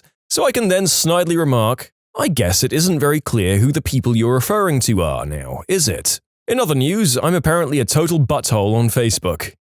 Yes, you are kind of a butt, but we forgive you because it's funny. Also, I haven't seen this kind of post since I was a teenager. I'd hope that no adults are doing it, but who am I kidding? Of course they exist. She thinks everyone should show sympathy to the Duggars, and says we should all be praying for them instead of judging. "We all make mistakes," she says, "but all we can do is pray and forgive. People can change." And then, one of her apparently former friends got on there and started going off about how she was judged by the lady who put the status and how she'll never forgive her for what happened after she said she'll always be there. There were over 60 comments on the status. After about the 65th comment, the status lady states she doesn't think this is a public matter, and it's inappropriate to put it all over Facebook where everyone can see. Status lady is a single mum and wants everyone to know it, is constantly complaining about not having enough money, time, or resources to help her girls. Does nothing but ask for handouts. One year around Christmas, she put on Facebook that her family is coming into town, but she doesn't have a car big enough, so does anyone have a van she can borrow? Oh, and also can someone maybe come and put some Christmas lights on the house? But you have to bring the lights because I can't afford them. Does anyone have any gift cards to Anywhere Fun? Because I would hate for them to have to sit at home the whole time without anything to do. Or the typical, "This thing in my house is broke. Does anyone know someplace that doesn't charge an arm and a leg to fix it?" But instead of wanting to know someplace that's cheap, she really wants someone to offer her to fix it for her for free.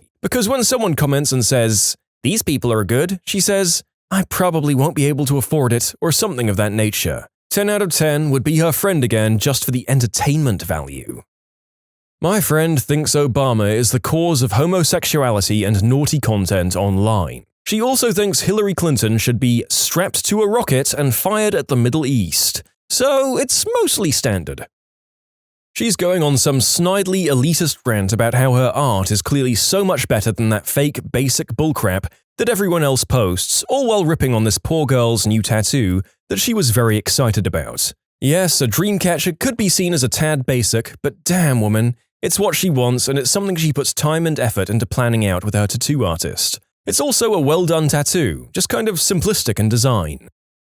My friend posts about how he changed his lifestyle and now he's better than everyone else because he eats healthy and lost about 30 kilos, about 66 pounds. Pictures of healthy food 6 or 7 times a day. Hashtag grind, hashtag motivation, hashtag no excuses, hashtag time is now, hashtag work. My friend is reposting every single spam post. Find the I and your crush will ask you out. Multiple exclamation marks with an I in the middle. He's trying to get the love of his life to notice him. Eventually, it worked. His crush commented, "Dude, shut the frick up with these posts. None of them work, idiot." Crushed his dreams forever. I know one who's currently separated from his wife and jumped into a relationship with another woman, then broke up with her after 2 weeks, so he bought himself a second used Mercedes. My cousin and I are both Syrians, and we live outside. He posts daily, either ranting about football, he's a hardcore Italian fan, so just imagine the posts when Juventus lost, and he also goes on long rants about Syria. And he literally rants about everything in Syria, starting from the regime, to the Islamic State, to the Free Army, to every other armed group over there, to the Muslims living there, the Christians, to Allah and Jesus, to the cats in the street, to the nostalgia of the old vids and pics of Syria, and specifically Homs, since we're both from there. And he has about 1,600 followers, half of them close friends with him, and mostly they're religious. You should see their comments about being offended, and he replies to every single comment justifying his posts. And I really enjoy his posts. They're funny and so spot on, and I would have shared them with you if they weren't in Arabic, because they'd lose their humor with translation, and I'm not a good translator. One girl keeps posting screen caps of the amount she's owed in unpaid child support, and tagging the kid's father in the posts. My friends are having a really tough time accepting the Caitlyn Jenner situation and are arguing that there needs to be a third restroom. Well, I guess they aren't arguing because nobody is commenting, but still. He's very sad because people don't like his selfies enough. He posts about 7 times a day on Facebook and it's always a selfie, and if he doesn't get enough likes, he posts another mopey one. Her baby daddy has been texting other women, cue screenshots of said texts, trying to get a motel with them in Ohio. But that's fine because she's not giving their unborn child his last name and he's definitely not signing the birth certificate. And it just goes on and on.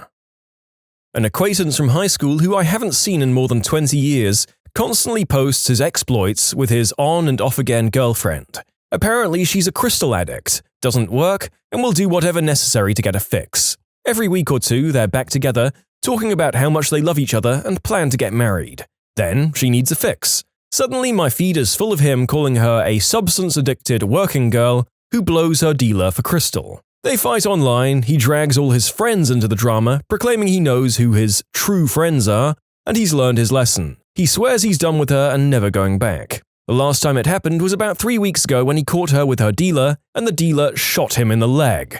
Gratuitous pics of the wound, and him at the hospital soon followed. It grazed him, nothing life-threatening. He said it was the last straw. No more of that no-good crystal hussy, he had learned his lesson. They got back together again yesterday. Someone posted about how his girlfriend of 3 years was cheating on him, and displayed a picture of the guy, tagged his girlfriend and joined in super personal discussions on this post. Not 2 hours later, he said that people need to leave him alone and that he and his girlfriend will figure it out on their own, and that these matters are personal. Like, what? This one girl who went to my middle school made a video of her and her niece dancing to a song called Bless the Bottle, celebrating that she got the results of a paternity test back and the father is a guy who is married. They were dancing and singing along with baby bottles in their hands and throwing unused diapers in the air like it was cash. Since apparently this guy's wife works at a county job like DMV or something, so they figured this baby is going to be an 18-year payday.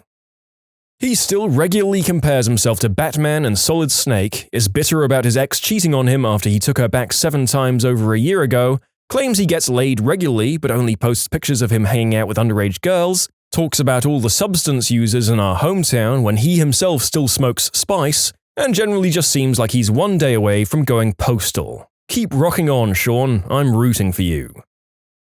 What's the worst way anyone has screwed you over? Not too terrible, but it sucked at the time. My college roommate took care of all the bills, so I just wrote him a check each month for my half, and he paid the rent, electricity, etc. Then one day, some of his friends from out of town visited for the weekend. I come home on Sunday night to find him half-packed. He says he's going with them. This kinda leaves me in the lurch since I don't have another roommate lined up or anything, and I can't afford the place on my own. But frick, I can't stop him from leaving. I suppose I could insist that he pays for another month of rent or something, but it didn't occur to me. So I said whatever and started looking for another roommate the next day. Then later that week, I get the first overdue notice. Then I get a call from the landlord. The F-word hadn't paid any bills in 2 to 3 months, so he was taking my checks, cashing them, and using the money for himself. The previous Christmas, he'd kept a friend's cat while she went home for the break. The cat stayed in his room, which was a disgusting mess. Ants eating the food that he'd left or spewed up, crap-stained underwear everywhere, just a disgusting place, so I felt pretty bad for the cat. After he'd moved out, I went in there and found among the moldy plates and bugs the complete, full and overflowing cat litter box. The cat had crapped and peed in it for 6 weeks or so, and at some point just begun crapping and peeing everywhere else instead. The cat left sometime in January. He had moved out in July. Luckily, I was able to get most everything straightened out, but it was super stressful for a while and I still resent him. You understand that by law, if you ever see this person again, you're required to punch him directly in the crotch, yeah? Duly noted. On the positive side, my next roommate sold green herb, so I got a lot of it for free. When my dad passed away, his house was put up for sale at a public auction. The auction was set up by a notary. I was present at the auction, but apart from 2 other couples, no one else was. Because of the exceptionally low turnout and me being underage and not in the know about this kind of thing, the price was about a quarter of what the house was worth. It was sold. I now have to pay off a 20-year loan to be able to afford a house, while I could have had one for free. Afterwards, we found out that the notary had set up a deal with the bidding couple and forgot to schedule the sale in the official channels. Basically, no one showed up because all of 5 people knew there would be a binding sale that evening. My advice, if you're dealing with a notary or lawyer and you're not very knowledgeable in the particular field they're working in, get a second opinion. Heck, get a third if you want to be sure, because there are people out there who won't think twice about taking advantage of a 15-year-old who just became a half-orphan.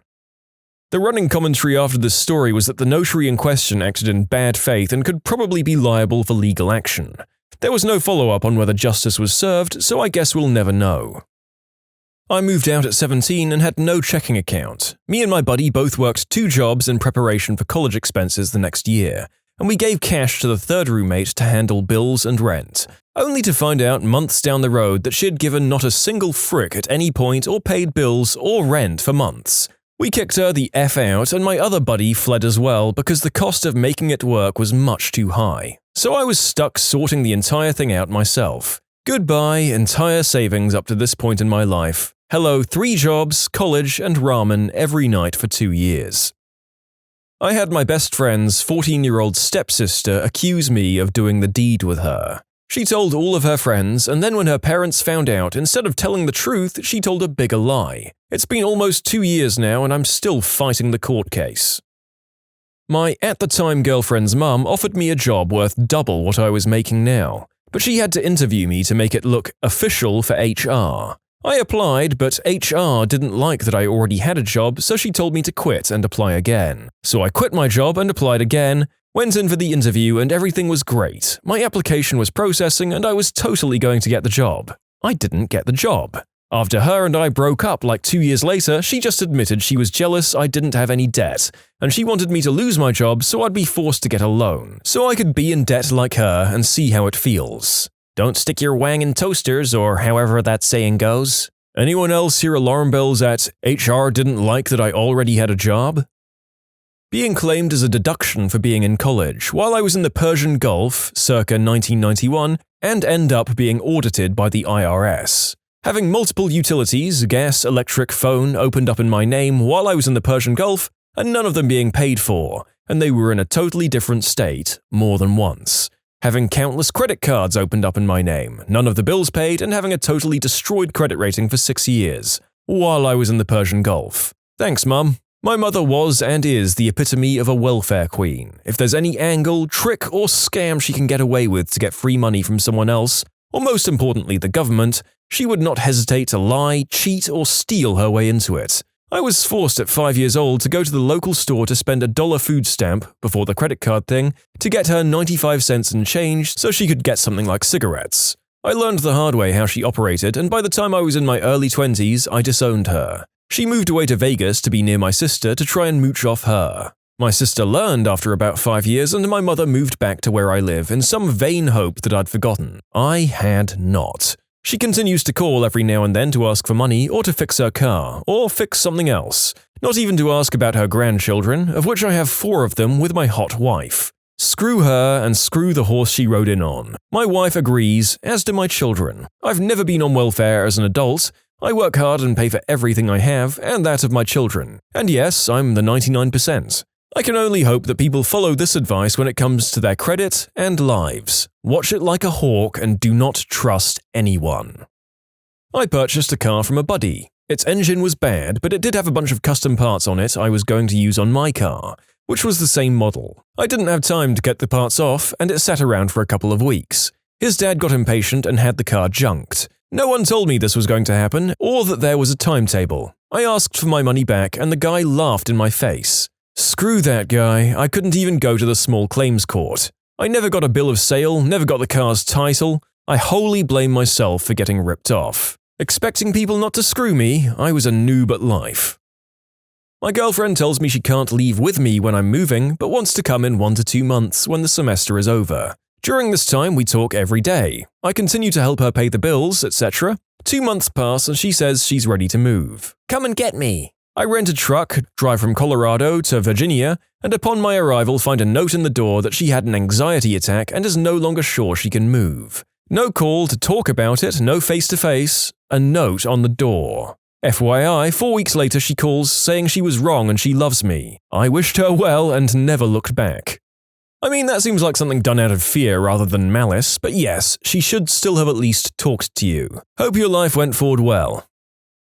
I'd been dating a girl for around 9 to 10 months. We were great together, no fights, no drama, just kept it chill and had the time of our life. She got a promotion 2 hours away from where we lived and needed to move. She was nervous about the distance, but I only had a year left in school and I'd join her. Well, moving day came. She was busy working and had been living in the new spot for a week or 2. I grabbed my dad's truck and my band's trailer, and with the help from my parents, we got all of her stuff loaded up and made the journey. Once we'd got everything moved out and put into the new apartment, I gave her a call to see what she'd want to do for dinner and the evening in general. She essentially replied, "I can't do the distance, sorry." I was completely stunned, and to add insult to injury, her stepdad gave me about $30 for gas after hauling all her crap 2 hours away. Took care of a very sick girl for 8.5 years. She had no responsibilities whatsoever except to do things that helped keep her healthy. She had everything she wanted and I was happy to provide it. When we broke up, she packed up all of my things, I was out of town, and then proceeded to tell horrible lies about me in a thinly veiled attempt to bully me away from fighting for my belongings. Ironically, I would have given her anything she wanted. All she had to do was ask. Over 3 years later, I'm still stunned by what happened. I was so blind. I'm not looking for sympathy here, but I was sleeping with this guy, always protected. One day, he couldn't find a rubber and convinced me he'd just been tested and was clean and wasn't sleeping with anyone else, and convinced me that we didn't need to use protection. Then he infected me with a transmissible disease. Lesson learned. Trust no one, ever. Parents got divorced, dad kicked my mum out, I was still a senior in high school. I graduate and take a job to try and save up. He decides to get a new girlfriend to spite my mum. Talks crap about my mum and lets this new lady bully me. She likes to F with me by smacking a hammer on my bedroom wall really early in the morning, sneaks into my room while I'm at work and steals things from me. I came to my dad begging and crying for him to help me. He calls me crazy, tells me to lock my doors every day in my own house, and accuses my sister of doing it. I catch the girlfriend stealing from me on the last day of work and tell my dad. He kicks me out the very next day. I haven't talked to him in over 2 years and I have nightmares about him. I made him pay me back over $1,300 that she stole from me, or I'd sue her. You can submit your own stories to be featured here on the channel. The story submission link is in the description below. And if you want to listen to some vibey music in the background, check out easymode, also linked below, and subscribe. A long time ago, began dating a girl. The girl turned out to be a genius-level sociopath. How do I make this long story short? A member of her family engaged only in manipulations in order to control her, so it's all she learned from growing up. Her IQ was like 140 or higher. She hid it. Seemed normal to everyone. Honestly believes that everyone exists to serve her. Won't ask for things normally. If she wants something, engages in social manipulations. She's deadly patient, too. We were together on and off for a while for years. Some highlights, or lowlights in this case. She manipulated me into selling most of my possessions, then spent the money mostly on substances. Stole my bank account information, bought herself tons of crap, then something for me. The birthday present overdrew my account, starting a chain reaction of crap. I didn't find out till almost a year later. She threw out letters from the bank, but continued writing bad checks from my account. A year later, I almost received felony bad check charges, and I had to hire a lawyer for about $7,000 plus the amount of the bad checks so that I wouldn't have anything on my record. I found out much later that she kept 6 or 7 guys on the line at all times, all for different reasons. She was long-term dating most of us because she thought we would have a future. Future doctors, lawyers, basically anyone who had a shot at making it. A couple were just because they were good to do the deed with, and I found out she went to swinger parties and used to bed about 2 random guys per month. This, of course, totally unknown to me at the time. She had me and everyone else totally fooled. After I finally sorted it out that she was no good and left, temporarily she always roped me back in until I found out the whole truth. She tried, and in many cases succeeded, to sabotage any relationship I attempted to start. She actually was able to manipulate people into spying on me, manipulate guys into hating me and trying to fight me, and stuff like that. I'd go to parties and random guys would show up and try to kick my butt, because she had done the deed with them, then told them that I'd hit her, and so on. She even got a couple of girls to seek me out, lie, and get me to go on dates with them so they could report back to her. My phone was blocked and I'd be unable to contact them, and then I'd find out later she had been contacted by my ex and that she had sat her down and lied, saying things like I was married, I had 2 kids, I had transmissible diseases, I was cheating on the girl with the person I was dating. All of course totally untrue, but she'd present convincing evidence, then make friends with the girl and increase the cult of women who hated me. We were off and on because of this, and I didn't know that she was the cause of any of it for years. She was that darn slick. For years and years. I could go on. The craziest part was I looked back at what she said to me during our first date and realized that she was setting up manipulations that very first day that she didn't kick in until sometimes 2 or 3 years later. That crap still blows my mind. It means our first date, she was planning to screw me over in all of these ways. And that, ladies and gentlemen, is what we call a textbook sociopath. I think the worst part is actively preventing the author from escaping and getting his own life. What a piece of work. My mum made me so sick with her behavior that I ended up in the ER as a child because I was spewing blood for days. I'd developed stress ulcers. Here's just a few of some of the things she did while I grew up there. She always dumped her emotional crap on me, such as how my dad wasn't doing the deed with her anymore, how he didn't please her, and how he didn't love her anymore, and how daddy was so mean. One day while crashing at yet another stranger's house, I overheard her telling my father that she didn't love him anymore and wanted a divorce. She came into bed with me, cried, took off her wedding ring, gave it to me and says, "Daddy doesn't want me to have this anymore, you might as well wear it." Then she put it on my finger. That doesn't sound so bad reading it, but imagine all the thoughts a child would have about wearing her mother's wedding ring after hearing they are getting a divorce, and all of the responsibility placed in that moment. I ended up consoling her to sleep like she was my baby. Story of my life. I'm so sorry people like that have a license to breed, even if it means I wouldn't have existed as a result. That sounds emo, I mean it honestly and seriously. I lived with my father. Mother lied and said she had a steady job and a house, so I was sent to live with her because she had ruined my dad's credit by running up huge debts in his name without his knowledge, causing our house to get foreclosed on. She lived in a van behind an adult club. When all of my things arrived, she simply dumped them on the side of the road and I never saw them again. I spent the next year living like a homeless person at 10 years old, and she bullied me not to tell anyone. Finally, I did, and my dad came up and got me, but gosh darn that screwed me up. I was a year behind in school, ill, and I lost all of my stuff. Little personal, but screw it. I just started college and I was living with my grandmother on my father's side. First time staying with this side of the family. Father never cared for me and was incarcerated for his whole life. Needed a place to stay until I got my crap together. Within a month of living there, father was released from prison and came to live there as well. I didn't know he was going to stay there as my grandmother didn't say anything as she knew I didn't want anything to do with him. Anyway, after about another month of awkwardly living under the roof, my father comes home in a car that he got from an auction. He wasn't working at the time and I assumed he was selling substances or had stolen the car. He got arrested again. A friend joined college same time I did and he got his refund. I didn't. After some investigative work, I found out my father took the refund and cashed it, and that's how he got the money for the car. Teed off, I pressed charges and eventually my grandmother found out about it and kicked me out. I was homeless for a few days. Best friend found out about it and his parents gave me a room. In conclusion, scumbag father took my refund from the grant I received for college and cashed it to buy a car. My ex ceases our activity in the bedroom, citing how it goes against her faith and she feels guilty about it. I'm fine with this and we date for 3 more months. Everything seemed great until the end where she tells me she's 6 weeks pregnant. I'm not very good at math, but I do know 3 months is greater than 6 weeks. I don't see the problem here. Someone else got her pregnant. That's your get-out-of-jail-free card from a crazy person. Within a week of my ex-wife having an affair, she emptied the bank account clean from $10,000 and moved out of state with her new lover. I found out through his wife, and bank account records, left me with all of the debt and bills. 2 years after the divorce, she opens multiple credit cards in my name and social security number. Thankfully, I have Credit Watch and caught this. Now working on sending her to jail for ID theft and credit fraud. I had a brand new Yamaha R6 and I let my friend try it. He's experienced and wanted a new bike, so he tested my bike. He did a wheelie and of course dropped it. Totaled the bike, blamed me for not having full insurance and didn't pay a cent. Have not talked to him since. But now I have a brand new R1. Never let anyone ride your motorcycle. If you break it, you pay it, is what I always tell when friends or family want to ride my motorcycle or car.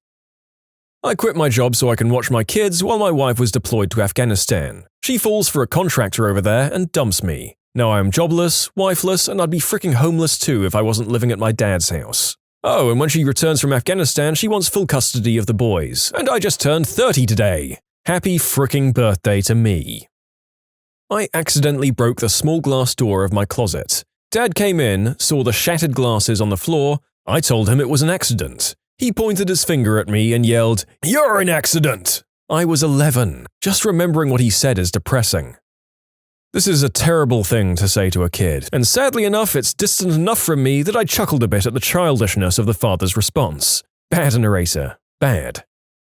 My brother is a contractor, and after offering to handle our whole home renovation, he started a demolition, then decided he was too busy to finish and abandoned the project. He just didn't show up for 2 weeks, and when I contacted him, he showed zero remorse for screwing me over. I paid him almost $20,000 up front as a deposit for work to be completed. The renos started in June. Right now, the master bedroom has no fixtures, there's no doors anywhere, the back wall of the second floor is missing, it's October and getting cold by the way, the bathroom is gutted to the studs, the kitchen has missing walls and there are massive holes in practically every remaining wall. Before just walking off, he'd just not show up for days at a time or only work a couple of hours, then complain he was underpaid the rest of the time. On top of that, due to him having poor credit, I let him use an extension of my credit card with his name on it to purchase materials, which he then proceeded to use to buy gas, food and booze for himself. When I asked him to stop, he agreed and then continued to do so. I'm now out $50,000 in labor and materials and now I have to find another contractor.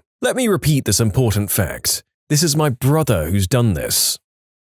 My grandmother did very well in life, and in death left a sizable amount of money to the family, including me. At least that's what I thought, because she showed me a copy of her will about a year before she passed. I get a copy of the will mailed to me by my uncle's lawyer and it has her handwriting on a new amendment, giving all her estate, her outstanding CDs and investments over to him and him alone to do as he pleases. She was in hospice care for 6 months, and I'm betting money she was high on painkillers when he convinced her to sign the amendment. I still have nothing from her, and he's a Catholic priest. Frick.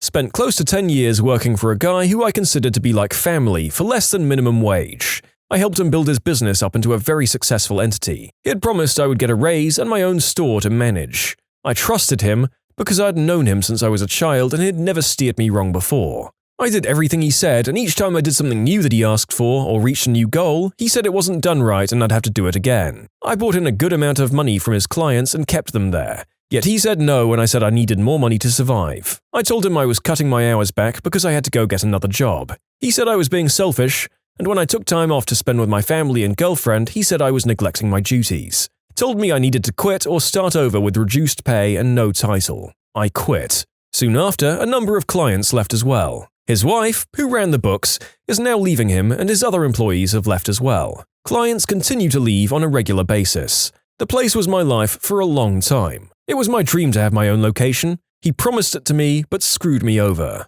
I lost 10 years of my life. Best thing that ever happened to me, though. What's your best example of sweet, sweet karma? One morning I stopped at Dunkin' Donuts on my way to work for some coffee. It had already been a not-so-great morning, so I wasn't in the best mood. The guy a couple of people ahead of me got a large iced coffee, which is 32 ounces at Dunkin' Donuts, and he ended up being parked next to me in the parking lot. So I'm getting in my car and happen to glance over and notice that he's in his car, but his enormous coffee is on the roof of his car. So I waved at him and pointed to his roof. He looked at me, and for whatever reason, his reaction was to flip me off. I don't know if he thought I was making some kind of rude gesture or if I was just a weirdo or what. But I got to watch him pull out of his parking space. His coffee stayed put while he backed out, but as soon as he braked to shift gears, that thing just dumped all down his front windshield. It was honestly one of the most gratifying moments of my life. Happened to me with a bucket of KFC. I thought the girl that was gesturing at me was just saying hi. Next thing I know, chicken was raining down my windshield. I picked up some of it. If it didn't hit the concrete, it's still good to eat, right? Was driving home slowly during the aftermath of a major ice storm. Dallas and Fort Worth don't have salt trucks or plows, so there was a thick layer of ice on all the highways, which are mostly elevated so they take ages to thaw if the temperature stays low. A guy in a sports car blows past me and a bunch of other people just trying to stay on the road. He's changing lanes really quick and speeding up and generally just being a massive jerk on a dangerous road. Couple of miles later, the guy's car is spun out, still upright, and stuck in an icy ditch. He was fine, standing next to the also fine car, spitting mad. So I'm glad he wasn't hurt, but man, did he deserve to end up in a ditch for driving like that. Seriously, we get that you might know how to drive on ice in the Arctic, but Texas doesn't have the infrastructure you're used to. The roads aren't built for ice. There are no plows. We aren't rusting our cars with salt over the 2 days every 4 years that ice is over. It just ain't the same. The kids in my neighborhood, including me, liked to toss snowballs at passing cars. One day a guy in a purple pickup truck drove by and we lit him up with 4 or 5 of the little snowballs. About 2 minutes later, the same truck comes back up the road, revving the engine loud. He zooms by and his arm comes out of the window holding a snowball about the size of a soccer ball. Somehow he nailed the neighbor kid right in the chest with that snowball, and the kid crumbled to the snow from the impact. We heard him laughing his butt off as he drove away. I never saw the purple truck again. Don't throw snowballs at cars, it's more dangerous than it seems. For the drivers. I still feel like a tool when I remember, even though I was only 11 or so. This is so goddamn funny and perfect karma. I bet that guy was smiling for the rest of the day. I know I would have been. Just try not to think about the possibility that you hurt anyone. A few years ago, I was out at a pub with some friends for my birthday. A few of them are sitting outside and my best friend coughed. This apparently infuriated a girl sitting nearby, and she had her boyfriend just start beating the crap out of my best friend. My best friend was female, by the way, and her boyfriend. My best friend is a little scrapper, so she can hold her own in a fight if she needs to, but the guy is the one throwing the majority of the punches. Police obviously got called, and the guy legs it before they arrive. The police took a few statements from my friends and start trying to find the guy in order to arrest him. But even after a few weeks, they still hadn't found him. Best friend gets a call from the police station soon after to say that they'd arrested the guy who'd beaten up her and her boyfriend. Turns out they hadn't been able to find him because while he was running away from the pub that night, he'd tried to jump a high fence, fallen, and hit his head, resulting in a 6-week coma. Best part is that after being in a hospital for 6 weeks, he got arrested. Even better, head trauma probably ensured he remembered very little about the night. The guy probably had no idea why he was being arrested. I don't know, man. If you're the kind of guy to start throwing punches at other people on command, you probably have a pretty good idea of why you're being arrested. Me? Sir, your brake pads are worn down and your rim is worn. There's also a crack in your head tube. The customer? I just need the puncture fixed. Okay, sure, it's not safe to ride though, you understand? It's been fine for years. I proceed to fix the puncture, the customer rides away, and not even 5 meters from the door, the rim collapses under the pressure, and he goes over the handlebars. It's been fine for years though, right? People are stupid. Some of the crap I see is crazy. We have this one customer who's an engineer, he actually is, and he runs his bike to death, then refuses to spend money until something fails. Latest thing was the handlebars. Engineers can be especially dumb. I have classmates who are incredibly gifted when it comes to academic work but have zero life skills or common sense. A guy I know almost burned his room down when he set fire to his curtains using a hot plate because he didn't know he was supposed to keep an eye on the food he was cooking. This kid I would go to school with. Met him my freshman year and could tell right away he was a huge idiot. He would constantly brag about all the substances he did, and he would call girls fat and stupid C-words right to their faces. He even hocked a loogie on one of my good friends who tried to get into his fraternity's party. This kid is also 6'3" and 220, so unless you're that big, there's nothing you can really do. Well, just last week he called some girl fat, and when she got up in his face, he knocked her out and literally body slammed her friend coming to her aid. The girls went to the police and told them everything. When they went to his house to arrest them, there was a glass pipe and clear view. So through reasonable cause, they searched his room. They found a ton of Xanax, white snow, and green herb, so not only is he going to jail for attacking the girl, but also felony substance charges with intent to sell. Lesson to be learned, karma is a B word. I used to rent my sister's house. She moved out with her boyfriend, now husband, and my brother and I rented the house from her. We were in our early 20s and boys, and the place was never going to be immaculate, but we certainly didn't trash it. My sister has somewhat unreasonable cleanliness standards, however. She inspects the place one day while we're at work and flips out, kicks us out 2 days before Christmas. The next tenants absolutely destroyed her house, tore up floorboards and spray painted the walls. Destroyed it. We were messy, but would never have done that. There was no apology. Our relationship was very rocky for years afterwards, hardly ever speaking to one another. I think in a way she blamed us for the damage, like a "if you didn't make me evict you, this never would have happened" sort of way. But we had experiences to draw from our pasts, where not talking to family has resulted in unfinished business when a family member dies, and she's always been more like a mum to me as there's quite a large age gap between us. We sort of just started hanging out again, mainly for my nephew, as I was his main male role model for years, and eventually we became friends again. Though I'm a little salty with her at the moment because we were supposed to see the new It movie together and she's gone and seen it without me, I'll get over it. And no, we don't talk about it, it's not funny yet. The moon landing conspiracy theorist who followed Buzz Aldrin until Buzz punched him right in the face. Why is it always so gosh darn satisfying when you see the girlfriend be like, "Just ignore him, he's stupid, just ignore him," and then they go too far and she just kind of moves to the side, giving the signal to punch him. One of my former bosses, he was a hotel manager for a corporate company, worked off salary and never had to clock in. The guy was as dumb as rocks. If you were new and had a question, he'd literally only say, "Look at the manuals." Never anything else. He was present maybe 2 hours of his entire week. He never came in, somehow never got caught after 10 years of working there. Well, the guy got canned 3 days after I quit. It all caught up with him eventually. I've heard 3 years later and he's still struggling to find a job. When you've held something down for 10 years and get fired, it doesn't look good. Yep, some of my best managers have had the same statement in new jobs: there are no stupid questions. And while that isn't necessarily true, it's a great thing for nervous new hires to hear if you can back it up. A dude on a bike somehow caught a ball kicked at him and he ran away with it.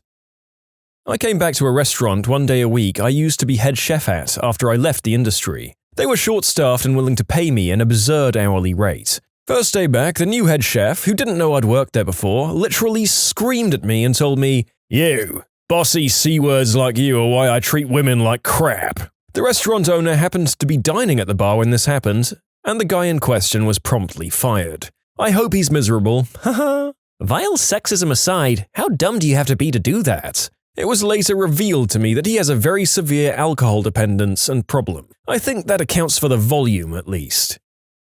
Back when I was washing dishes at age 16, this one waiter would just throw plates and silverware into the bus tub I used for soaking, particularly caked on or messy food. The crap would splash all over me every time he threw it in there. Eventually, I just shot him with the industrial dishwashing hose, and he got sent home because he couldn't wait tables soaking wet.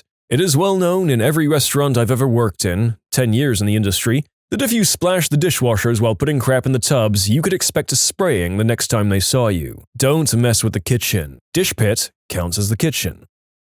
Not me, but a friend of mine did this. During the fall, his neighborhood would put bags of leaves out on the curb for a pickup. These punk kids would always drive over the bags, making a big mess in the street. So one day, he takes a stack of cinder blocks and hides them in the bags. He said he could fit 8 blocks in each bag, and then fill up the rest of the bag with leaves.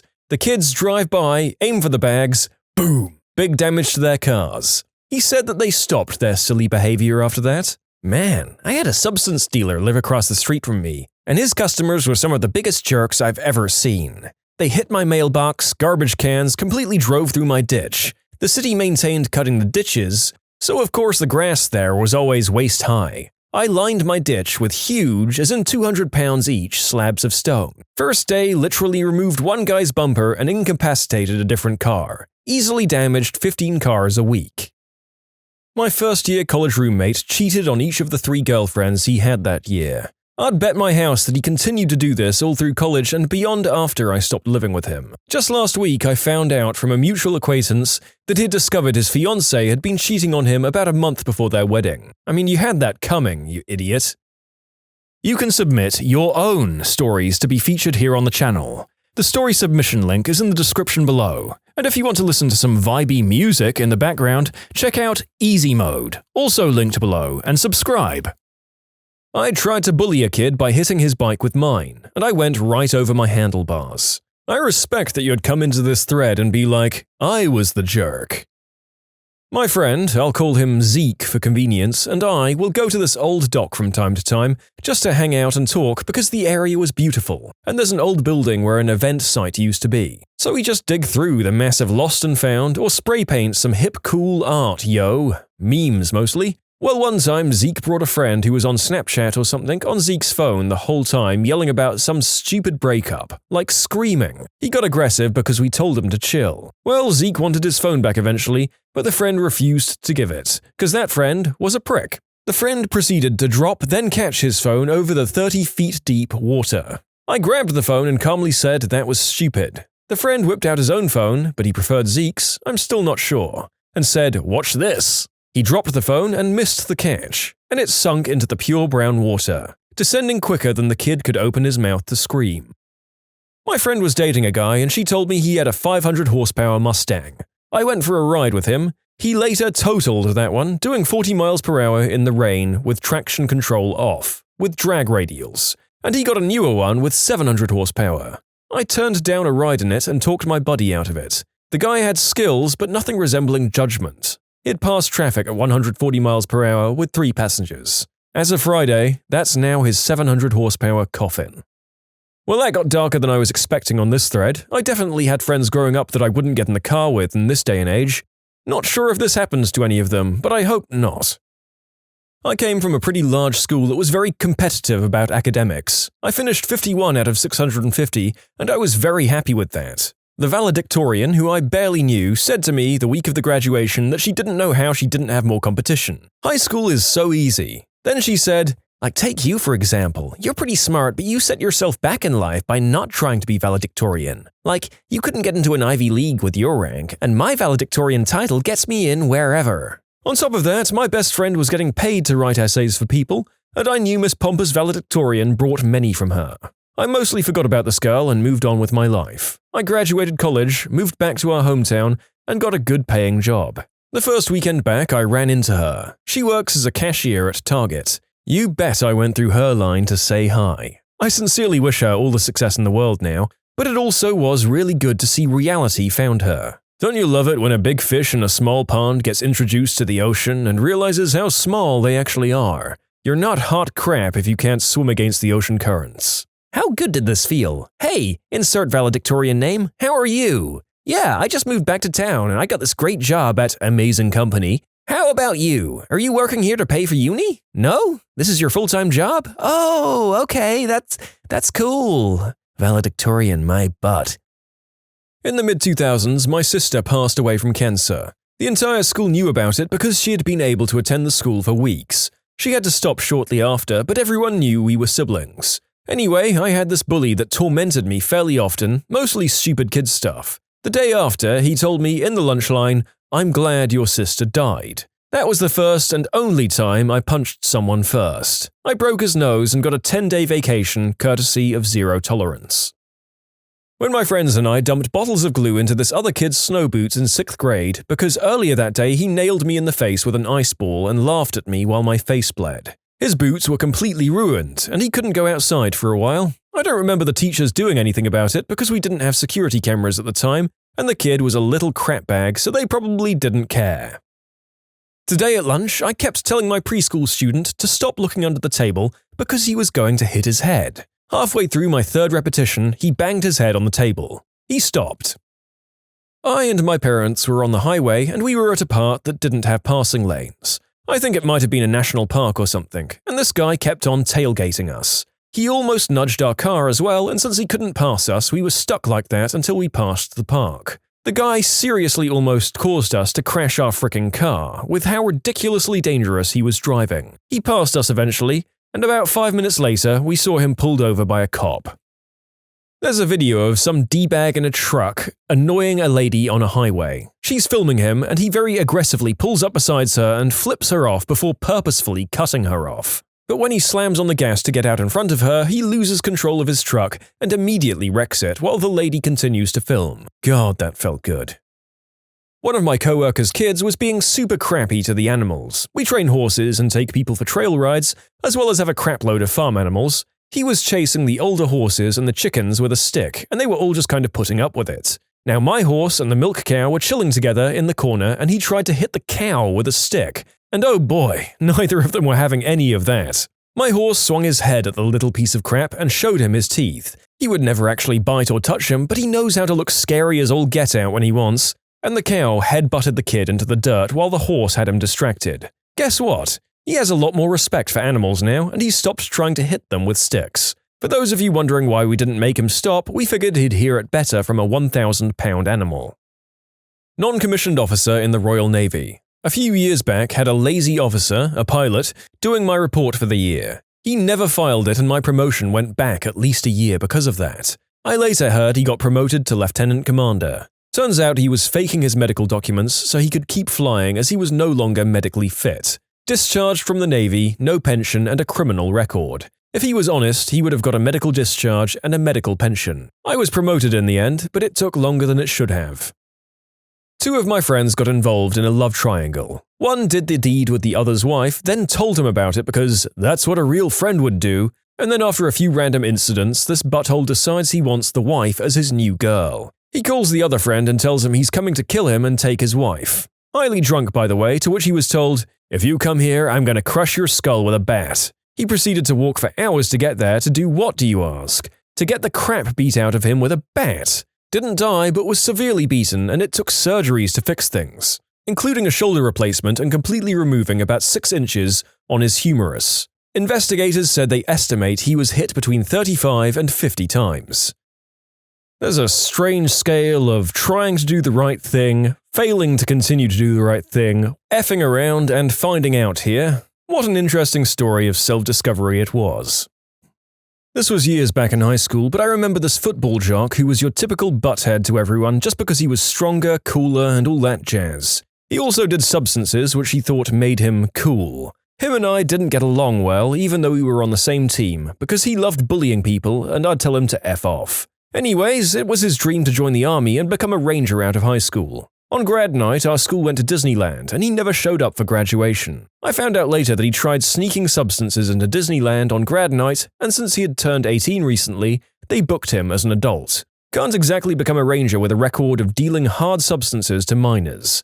Felt like that was payback for all the bullying and nonsense he pulled for years.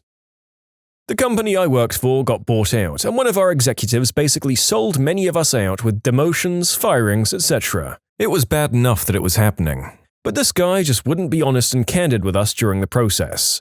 At some point, people got wise to the situation and there were mass resignations. The executive that had sold us all out got fired one day due to his inability to retain the team and left the building with tears in his eyes. I was at the beach and this lady was sunbathing in front of me with one of those aluminium tanning sheets. She had her leftover food in a styrofoam container wrapped in a plastic bag, and a couple of seagulls were beginning to grab at it. About 6 or 7 were sort of pecking at it, and I got up to shoo them away. More had congregated, and I tapped her shoulder to let her know what was up. She looked at me, rolled her eyes, and literally waved her hand, dismissing me, and laid back down. The 6 or 7 seagulls had doubled, and I once again got up, shooed them away, and alerted her to the upcoming disaster. She once again rolled her eyes and was clearly not to be bothered by a concerned beachgoer. At this point, I was mildly hallucinating at the edible I'd taken earlier, and said, "Frick it," and watched about 50 seagulls slaughter her leftovers. She got up in a frenzy, birds and food everywhere. Never have I laughed and pointed so hard at a person in my life. It was uncontrollable. Tears were streaming down my face as she got up, terrified and shocked at what had just happened. It was so satisfying. I don't think I've laughed harder at anyone else's expense since. Just thinking about it now brings back wonderful feelings. How have you got a repeat marketing or scam phone call off your back?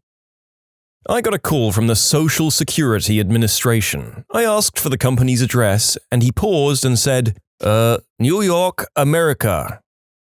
I took a call from the "I hear you've had an accident that wasn't your fault" call that I get about once a week. It's automated at first, but as soon as I said yes, I got put through to someone. I spent 20 minutes explaining how someone reared into my lane and crashed into me, and it wasn't my fault. At the end, when they asked me for details on the damage, I explained that they'd bent the handlebars a bit, but the bicycle was mostly okay. They hung up on me, and I haven't heard back from them in about a month. I always answer, "Hello, Federal Bureau of Investigation, Telemarketing Fraud Department, how may I help you?" For some reason, they always hang up on me. Yeah, got a call from the duct cleaning people. I told them I don't have ducts, I have geese. They just hung up on me and haven't bothered me since.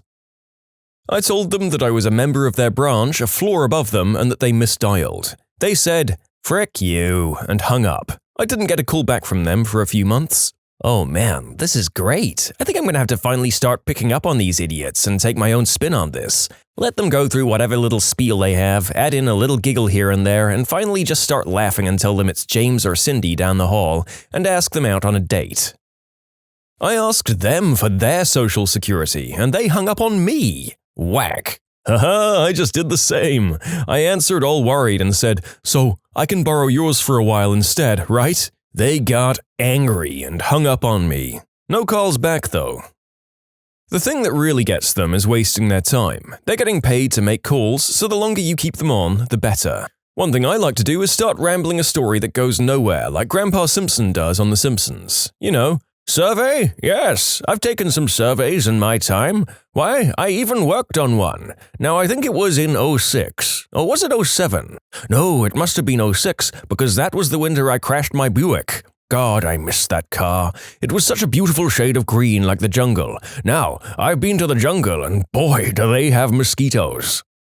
You know, as a working voice actor, I can't help but feel like I'm really missing out on some opportunities to have some fun with these people, instead of my usual frustration. A pity that most of mine seem to be robots, but oh well. I'm sure another scammer will call again, since it's just an act that all of them do, but I got a social security scam call. They told me they'd found 22 pounds of white snow in a Toyota Camry with some blood in the front seat because they always say that exact line. I responded, "Oh my god, that's terrible. So are you telling me that this was not you who left the car there?" "No, that was me, but I had 30 pounds of white snow in that car. Are you telling me that 8 pounds went missing?" So he was very confused, and I was accusing him of stealing it. Then he started swearing at me until he hung up. No, it was a silver Toyota. Wait a minute, is the body still in the trunk? The last call I had was the standard, "You've been in a car accident." I had a little chat with them, but they hung up once I told them I'd been decapitated in the crash.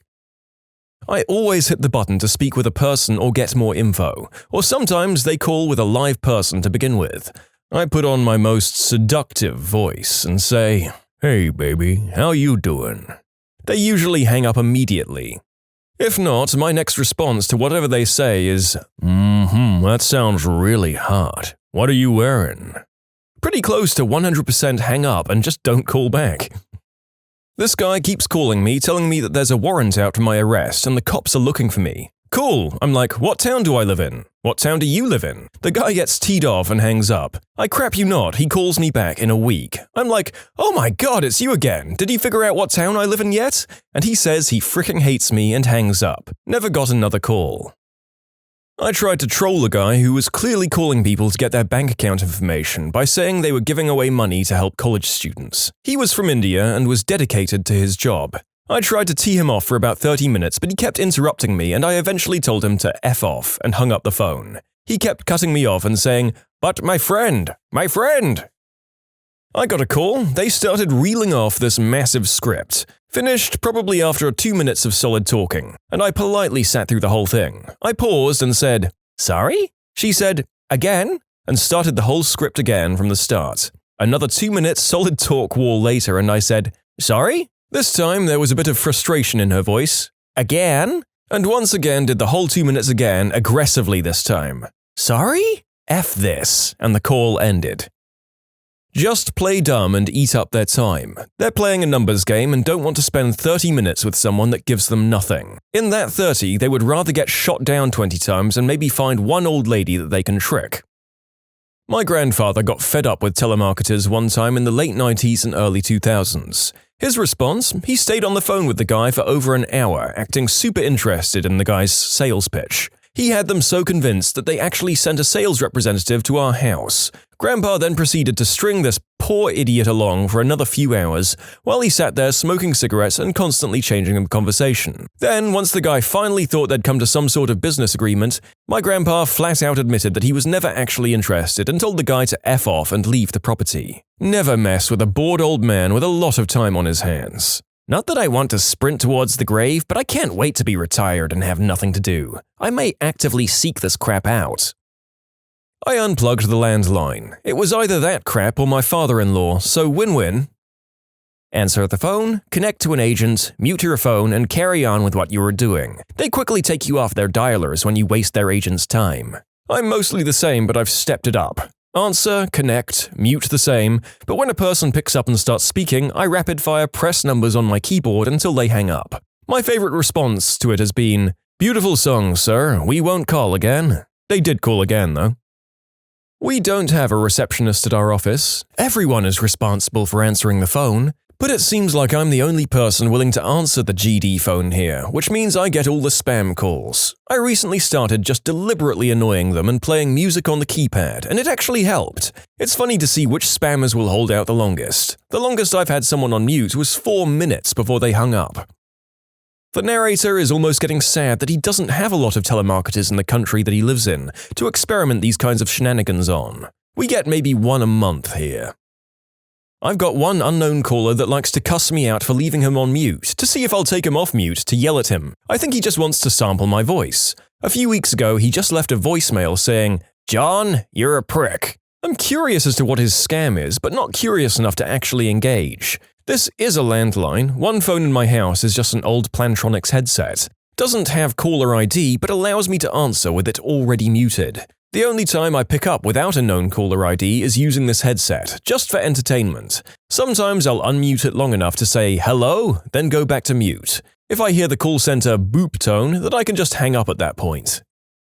My friend speaks English, Spanish, and Russian. He would just start switching randomly between languages, and each language had a different personality. He would confuse them into total submission. They rarely called back. Got called that there was virus on my computer. Told them this was impossible, as I throw my computer in the river, so the police couldn't get any evidence on me. Haven't heard from them since. I love these guys. I have a gaming keyboard with a bunch of extra keys off to the left that are bound to similar keys on the normal keyboard. SteelSeries stealth mode, such as 1 through 9, WASD, Control-Alt-Space, and a handful of others. So many times I get people upset because when they ask me to look at the lower left corner of my keyboard and ask me to tell them what key is to the right of the control key, I answer the C key, because that's what's there on my computer. Completely throws them so far off their script that they implode and normally start cussing me out. I tell the Microsoft ones that they couldn't possibly be real because I pirated my copy of Windows. Sometimes we get down to the tangent of them knowing who I am and that they're sending the police to arrest me if I don't pay up. Either that or I play super dumb and ask if they're talking about that there invisible web machine. I used to be a cable guy, and I can't tell you how many times I had to explain to a customer that their computer was not in fact the internet, and that their computer not working didn't mean that their internet was out. I try to pass on that frustration to people who really deserve to feel it. My dad and I were on a road trip with his phone connected to the speakers via Bluetooth. He gets a call about this guy wanting to give my dad a credit card with some high credit for just $1. My dad knew this was a ploy to get his credit card details. He led him on for at least an hour until my dad just goes, "Nah, I don't have $1 to spare, that's too much for my poor self." The scammer was so mad he was yelling, "But sir, it's only $1! My dad just laughed and hung up. Good times, we laugh about it still. The phone scam that puts you through to someone who says you've been in an accident no longer calls me because I just kept telling them an elephant ran out in front of my car and it was a hit and run, didn't get the plate. My wife got a call from Microsoft. I acted confused and asked if they were from a help desk or something because I'm on my work laptop. After a bit, I told them I work for a big tech company, and if my laptop is having problems, it should be HR calling me. They panicked and hung up, pretty sure she hasn't gotten another one since then. It didn't help that she didn't own a laptop, she only had her company one, and that mine was a Mac, so we literally didn't own a Windows box at the time. My mom has ruined one of these calls unintentionally. I run Ubuntu on her laptop that she only uses for mail and online banking, and I'm the one who maintains it. She got one of those calls and actually talked to them for a good 10 minutes. She really tried to follow the instructions and everything. Finally, the caller asked which version of Windows she was running. Ubuntu? Ubuntu. And they hung up and never tried again. My wife says, "I'll just pass you on to my technical person," and hands me the phone. The last time I kept a guy on the line for about 5 minutes, playing dumb and trying to find the start menu. After a while, I let him off the hook and told him it was a Mac, and he dropped the call. You can submit your own stories to be featured here on the channel. The story submission link is in the description below. And if you want to listen to some vibey music in the background, check out easymode, also linked below, and subscribe. I would receive a specific one 9 times out of 10. Your car warranty is about to expire. Press 1 if you'd like to be connected to a representative. So I would oblige and wait for someone to come on the line and say, make, model, and year of your vehicle, which I usually followed up with 2013 Hasbro ATV, or 2017 Little Tykes Tricycle, or something of that nature. I must have become a famous caller because they only called maybe 6 times after I started doing it, and they always started with, "Oh, look who it is." Eventually, it just stopped. I assume it's because they were tired of wasting their time on someone who was wasting their time. I usually reply with, "What car are you talking about?" And they'll say, "Can you confirm the year, make, and model?" And I just keep asking, "What car are you talking about?" They hang up every time. Sometimes I get snippy and petty and say, "Well, you're calling about my car's extended warranty," which means you clearly know what car I own, so you tell me. They hang up, of course. I've done that with the credit card ones. Will this be for the Visa or MasterCard? You called me and you don't know what the card is? One time they called me on my work number, asked for the person who had the number before me, who retired before I joined, and said that his car was expired, giving what was as far as I know the correct make and model. When I informed them that said coworker had retired and could no longer be reached at this number, so they should stop calling, they informed me that my vehicle's warranty was about to expire as well, even though they had no idea who I was. I hung up on them at that point. I mean, on the last one, you can at least appreciate their can-do attitude to the situation, if not their intelligence. My main question is, how do people not just laugh at them when they realize what's going on? About once or twice a week, I'd get the Microsoft support phone call. For about 3 weeks, I would hang up on them. After about a month of this, I decided to screw with them. I let them give their line about how my computer is sending them errors, blah blah blah. I kept responding with, "Interesting, okay, fascinating," and other platitudes. When they said they wanted to connect to my computer, I told them this would be difficult. They asked why. I told them they called the server room for the Pentagon. I do not think I've heard anyone hang up more quickly. Even better, be an engineer at Microsoft and receive one of those calls while at work. Put them on speaker and proceed to mess with them with all your coworkers listening. Then bust out, "Oh, so I'm in the building on Central Campus in Redmond. Which building are you in? What's your alias so I can look you up?" Sadly, they stopped calling us after that. After I had my first child, I kept getting calls about how the netting they used for my hernia surgery was being recalled, and that I could get a lot of money if I took the time to talk to them. I told them that I'd never had that surgery and I think it must be a mistake. They asked if I was in the hospital on a given day. I said yes, because I'd had a baby, not because I'd had any surgery. It looks like their records are mistaken and to please take me off the list. I thought that was that. I got a phone call 3 times a week for months afterwards, having the exact same conversation each time.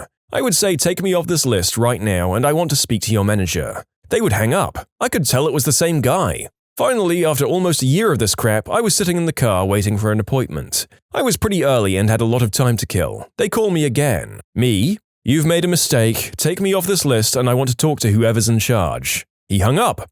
I realized that I actually had their number on my phone, so I called him. I have your number now. I'm not going to stop calling until you let me talk to your manager. He said, "Ma'am, please do not call this number again, as it's my personal cell phone." Oh man, it was so on when he told me this. I repeated to call his number over 20 times. Each time he answered, I said the same thing. I have your number now. I'm not going to stop calling you until you let me talk to your manager or take me off this list for real. At one point, he even said I was mistaken and knows I had hernia surgery. After what felt like the millionth call, a woman answered.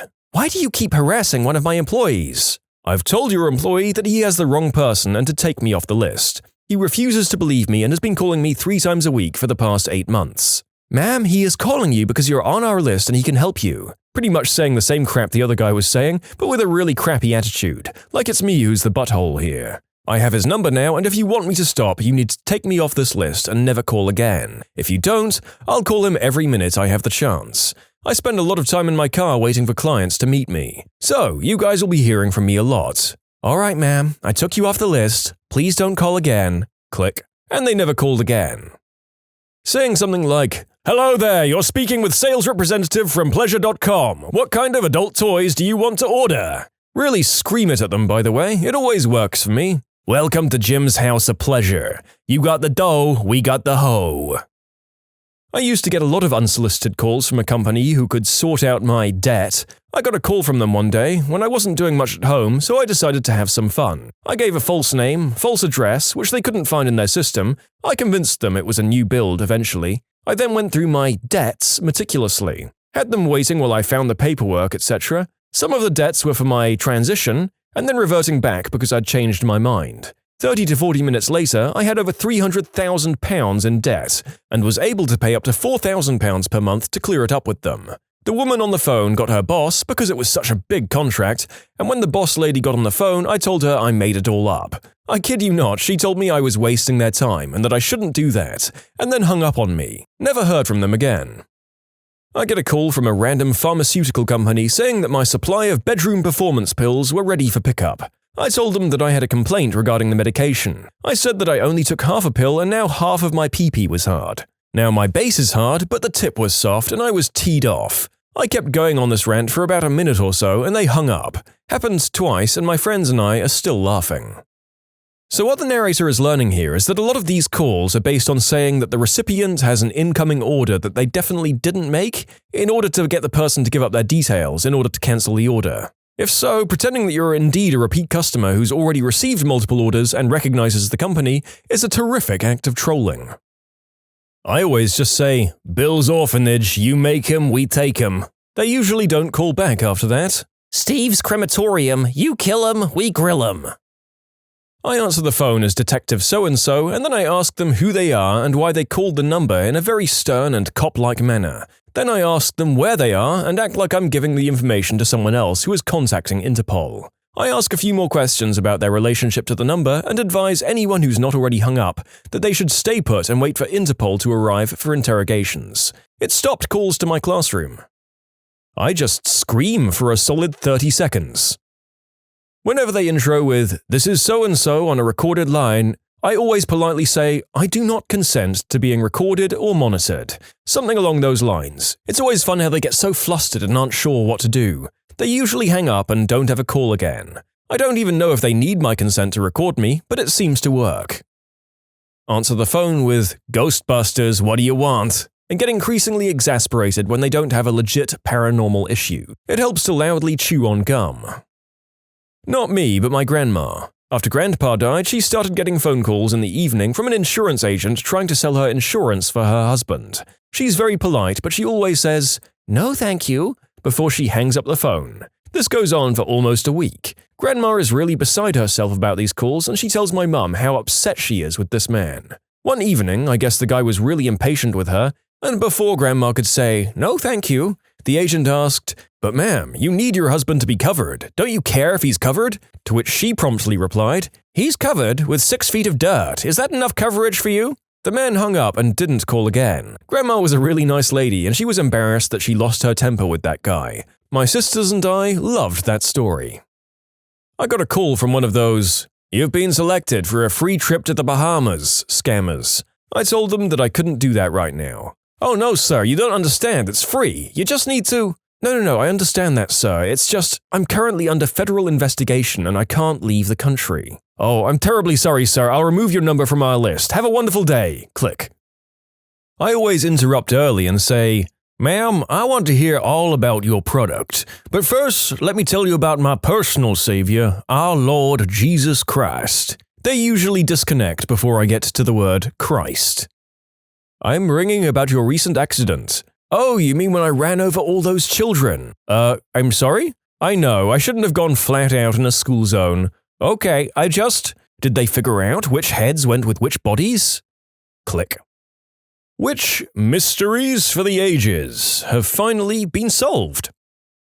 The McStay family disappearance and murders. In February of 2010, the McStays, a family of 4, seemingly vanished from their home, abruptly. A carton of eggs was left open on the counter, and the family dogs were still outside in the backyard. The scene was eerie and complicated because the home the McStays lived in was in the process of being renovated, so a neat and orderly home wasn't the norm at this stage. It appeared there was missing furniture and the usual mess that comes with construction, some freshly painted or redone surfaces mixed with older versions. From the outside, it appeared the family just took off. Neighbor had surveillance that captured what appeared to be the bottom of the family SUV leaving the driveway. Since they were living in California, the border to Mexico wasn't far, and authorities found footage of what appeared to be the McStays walking into Mexico with their 2 little boys in tow. The family SUV was found abandoned in a mall parking lot near the Mexico border. 3 years passed before the bodies of the McStays were found buried in shallow graves in the California desert.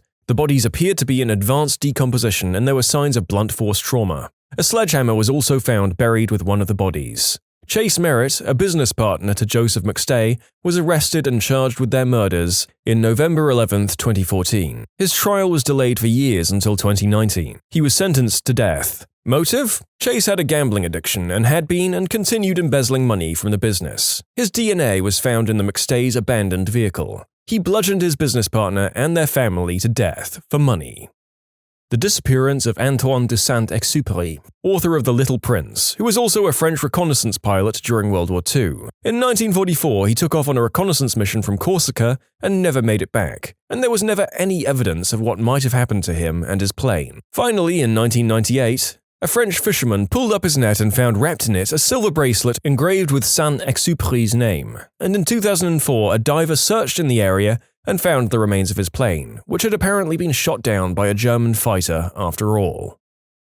Not exactly solved as there's no 100% confirmation, but the whole "what's the main buyer of glitter" craze from a while back. Turns out it's highly likely, basically confirmed in my opinion, that it's boat paint. Just boat paint. To clarify, there's an article I read about a bunch of guys trying to get to the bottom of this by talking to people related to the industry. One person explained that when he worked at a boat paint company, forgot the exact wording, they went through around 10 30-gallon barrels a week. And that's just one company. He also explained that most other companies he knew basically brought from Glitterex too.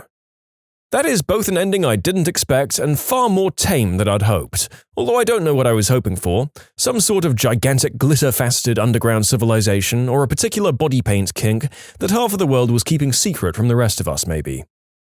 Adventures with Purpose, a great YouTube channel where a group of divers find missing people underwater after years when the local authorities don't care anymore or just don't have the resources. There once was an urban legend or conspiracy theory about a video game called Polybius. The story goes as such. A mysterious arcade cabinet appeared in Portland, Oregon in 1981, with never-before-seen gameplay. It was captivating to the point of addicting, but that's not all. Many who played the game fell sick or went mad. Some versions of the myth detail that it caused hallucinations and nightmares or drove players to take their own lives. Every version of the urban legend mentioned mysterious men in black who would check on the game every now and again, leading some to believe that this was some kind of government psyop to make people go insane. Several times over the years, it was proven to have not existed, usually by pointing to a lack of contemporary media coverage or an FOIA request that found no records of such a video game. But this left people unsatisfied. If it truly were a psyop, of course these channels would come up blank. It wasn't until a retro gaming YouTuber and journalist called Ahoy, who's a god-tier YouTuber by the way, made a video detailing his investigations. He not only proved it to be false, he found the exact person, place, time, and purpose for which the rumor was created. Honestly, it's one of my favorite watches on YouTube and possibly my favorite documentary ever made. This guy's investigation is captivating and goes into an insane amount of detail. The Windsor Hum. Residents of Windsor, Canada, have been saying they could hear a hum coming from across the river in Detroit for the better part of a few decades. Well, it turns out that when a steel producer turned their furnaces off recently, when they closed up shop, the hum stopped. People had no idea what the noise could be until the factory closed. Also, a little fun fact, Zug Island, where the factory was located, was mentioned in RoboCop and was also the destination of SS Edmund Fitzgerald before it sank. Devil's Kettle Falls. A stream separates into two sections. One continues normally, the other spirals deep into a hole. All sorts of things were thrown down into the hole in an effort to discover where the water went. Ping pong balls, various dyes. It was even rumored that someone stuck an old car down there. Eventually, someone came up with a clever idea. They measured the total water flow above and below the falls and discovered they were similar enough to deduce the two streams joined back up relatively quickly. Q Lazarus, who recorded the haunting Goodbye Horses that was later included in the soundtrack for Silence of the Lambs, was a mystery for many years. It turns out she recorded exactly 2 singles, retired from music, and is now a bus driver. Forrest Fenn's hidden treasure chest that he buried years ago and left clues to where to find its location. It was found within the last 2 years, I think. Its value has been estimated as high as $2 million, depending on the appraisal of the items. The case of Adrienne Shelley, screenwriter for Waitress. Husband came home to find her hanging in their shower. It was ruled that she had taken her own life. The husband insists she was happy and would never have done that, promoting another view of the crime scene, where they found a shoe print that matched a construction worker in the building. Sure enough, the construction worker went to rob her and he thought he killed her, so he staged a scene to make it look like she ended things herself. And then the hanging ended up being the actual thing that killed her. The Erebus and the Terror were found a few years ago. The 2 ships were part of an Arctic expedition and disappeared 150 years ago. They had a whole section of the Museum of History in Ottawa for it a few years ago, with some remnants of the ship. It was very interesting. One thing that struck me was for years, the local indigenous population talked about those crazy white guys trying and failing to sail through the Northwest Passage, and ended up resorting to cannibalism in an attempt to survive. Their stories were ignored for decades, but what do you know, the oral histories ended up being an important part of finding the wreckage, and they found cut marks and evidence of cannibalism on some of the bodies found on King William Island. In 1997, a really weird and loud noise was detected underwater, and everyone was all, "What the frick was that?" In 2012, it was determined it was an iceberg breaking and/or rubbing against the seabed. The Sailing Stones of Death Valley. Rocks would magically move up 1,500 feet in the desert. Turns out it gets cold and freezes the ground overnight, and the rocks would get pushed by the ice sheets that melted under the wind. I would probably have assumed it was just very bored and very dedicated pranksters working through the generations, and somehow this amazing scientific phenomenon is kind of disappointing. Benjamin Kyle, man found beaten behind a Burger King with severe amnesia. It was a fascinating mystery until it was solved, then it was kind of sad. He had made TV appearances, had a couple of AMAs on Reddit, but no one could identify him. When his identity was discovered, William Burgess Powell, there was still a gap of 20 years in his life from 1984 to 2004. There's no record he had done anything. He had distanced himself from his family and had no friends, which is why no one recognized or identified him from his TV appearances. When he was saying his name was Benjamin Kyle, it was actually Benjamin. He was actually pretty certain that his name was spelled with 2 A's. How he came to that conclusion when his name is nothing like that is still a bit of a mystery. 1947. A British South American Airways aircraft named Stardust disappeared. Its last message was simply, "Stendeck. Severe turbulence encountered, now descending." After an exhausting search, no trace of the aircraft was found. For years, conspiracy theories and talk of alien abduction by wackos circulated. Until 1998, when mountain climbers on a remote mountain found an engine, pieces of metal, and clothing at the bottom of a glacier on the side of Mount Tupungato. Turns out the aircraft got caught flying the wrong way in the jet stream while it was flying at night and used a system of timing when to start their descent. Being in the jet stream reduced their airspeed in relation to the Earth, and they smacked themselves into the side of a mountain, after which an avalanche covered the wreckage. The wreckage took decades to flow down the sides of the mountain with the glaciers. The glacier preserved the wreck so well that 50 years later, the recovery team found identifiable remains, personal items, and could read serial numbers on the engines. Amazingly, one of the landing gear tires was still inflated, and teams continued to visit the site periodically as more of the aircraft, cargo, and remains of passengers are still emerging from the ice. While it doesn't give us who the Zodiac Killer is, just recently his most famous 340 cipher was solved after 51 years. According to Oranshak and the team, the message reads, "I hope you're having lots of fun in trying to catch me. That wasn't me on the TV show, which brings up a point about me. I'm not afraid of the gas chamber because it will send me to paradise all the sooner, because I now have enough slaves to work for me where everyone else has nothing when they reach paradise. So they're afraid of death. I'm not afraid, because I know that my new life is life, will be an easy one in paradise, death." Dan Rather was attacked and beaten on a New York street by two men who kept demanding, "What's the frequency, Kenneth?" He was rescued by a doorman, and the two guys got away. For years, no one knew who they were. Then a man invaded NBC studios and killed a stagehand. When captured, he explained that the networks were beaming radio messages into his head. He wanted to know the frequency they were using so he could jam the signals. Dan Rather was shown a mugshot and positively identified his attacker. You can submit your own stories to be featured here on the channel. The story submission link is in the description below. And if you want to listen to some vibey music in the background, check out easymode, also linked below, and subscribe. Another science mystery. Back in the 1800s, evolution theorists had predicted the age of the Earth to be several milliard years, since this would have been necessary for the current life forms to have evolved. But Kelvin, the #1 superstar of physics at the time, had used thermodynamics to calculate the age of the Earth based on the temperature of its insides, and he said it was quite a bit younger. This was a mystery for many years and was considered one of the major flaws of then-current evolution theory. It was not until the early 1900s they found the answer. Radioactivity. Decays of uranium and other radioactive elements are heating up the Earth, so the cooling takes longer than expected. The biologists were right all along, but when the scientists who made the discovery were about to present their findings, who's sitting at the back of the lecture room? It's Kelvin! Now an old man, he's still alive and has come to watch their presentation. They were terrified at the idea of having to stand in front of the Lord of Physics himself and basically explain why he was wrong, but to their great relief, he immediately fell asleep. I think about this when I myself fall asleep in physics class. It happens to the best of us. What Dinoceras looks like. When I was a kid in the 80s, all that was known were the bones of the arms with enormous claws. Hence, its name, Terrible Hand. They were mostly shown grasping a small car because they were so fricking huge. The rest of the animal was a complete mystery. Was it like a giant Allosaurus? One that'd make the T-Rex look like a puppy in comparison? A few years later, it seemed more likely to be ostrich-like and omnivore. Either way, given how rare it is for fossils to form at all, I was convinced I'd die never knowing what this dinosaur actually looked like. Then, surprisingly, in 2014, they found more bones, and it was just the weirdest thing.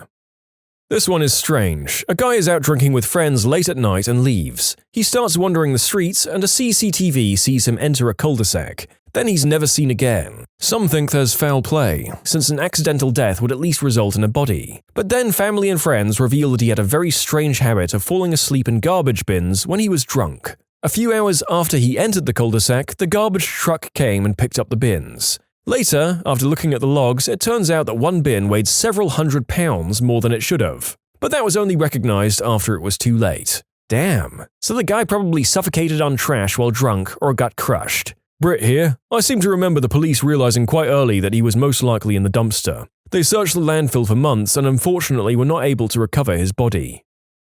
What a way to go. I mean, is that a Darwin Award? I think for that to qualify, you have to go apply an exotic but ill-advised method to solve a different problem. And what this guy did was just a strange drunken habit. Sad, although you have to wonder how often he was getting plastered for this to be a trademark thing that he did.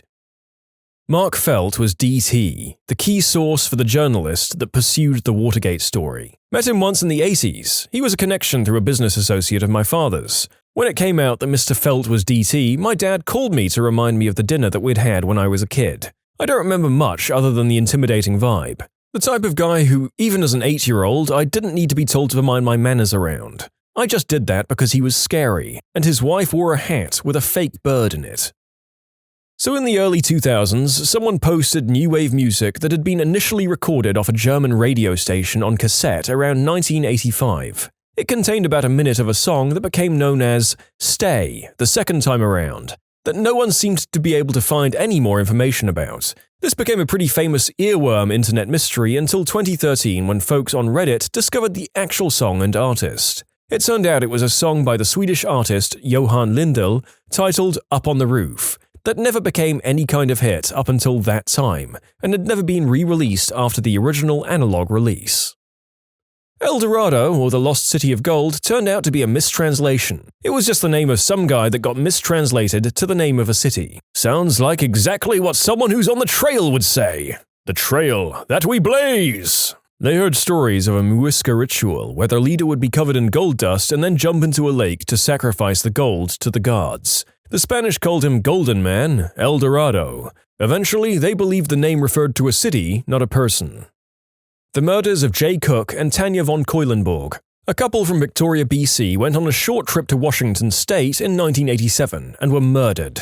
It remained unsolved until 2018 when a genetic match on the DNA found on Tanya was found. The story was of interest to me as I live in Victoria and remembered the story on the news when the murder happened when I was a young kid. Between 2010 and 2015, I actually worked with her younger brother. He grew up and became a lawyer. Very nice guy, and I was so happy for him when they announced it was solved.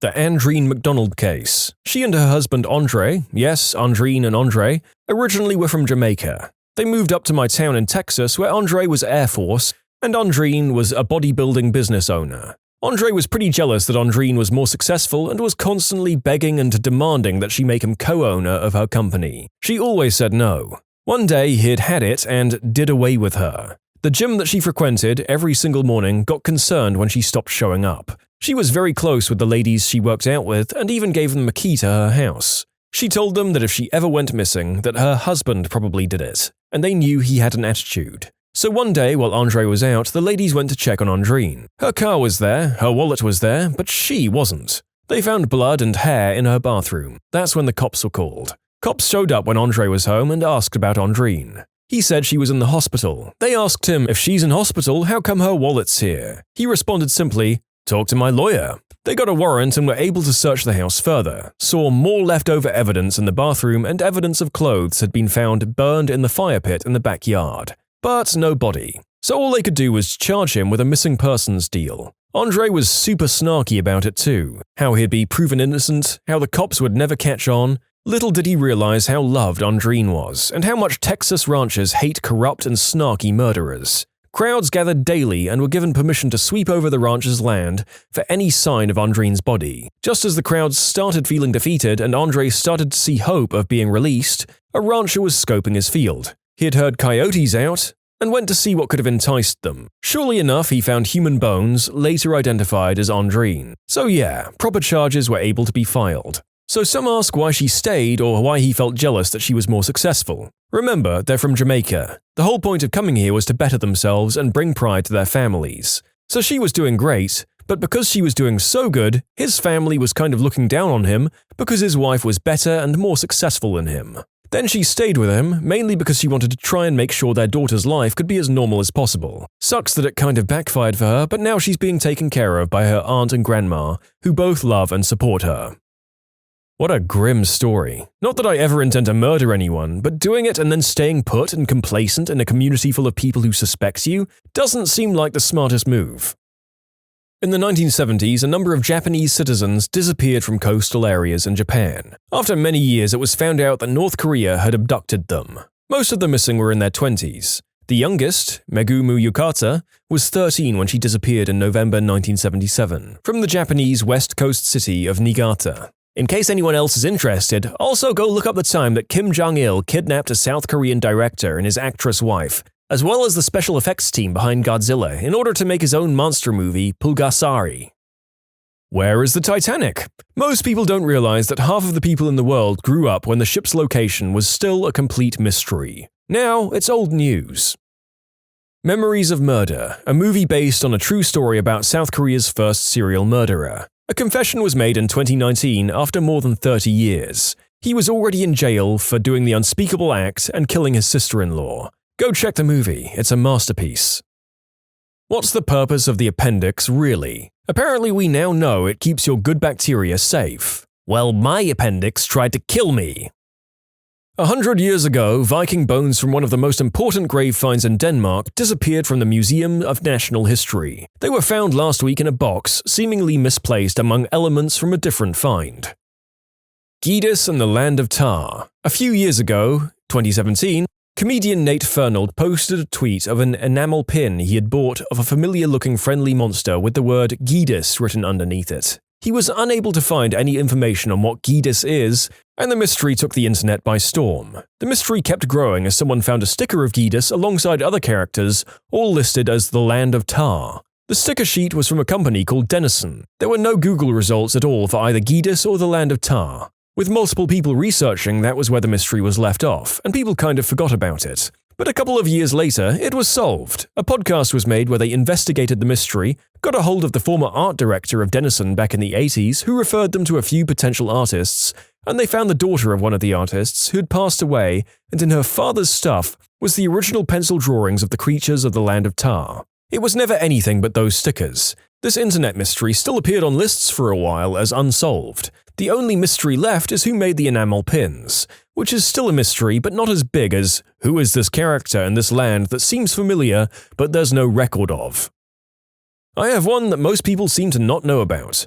Grand Duchess Anastasia was in fact killed with the rest of her family in 1918. She never escaped, and the several women throughout the 20th century claiming to be her lied. The site of the execution of the Tsar and his family was completely untouched until 1991. Excavation found only 9 of the 11 expected remains. It wasn't until 2007 that 2 further sets of remains were found a small distance away from the previous grave sites. DNA testing found that one of the sets of the remains belonged to Tsarevich Alexei, and the other to one of his sisters. With this find, it proved conclusively that the entire imperial family was in fact executed and buried in 1918.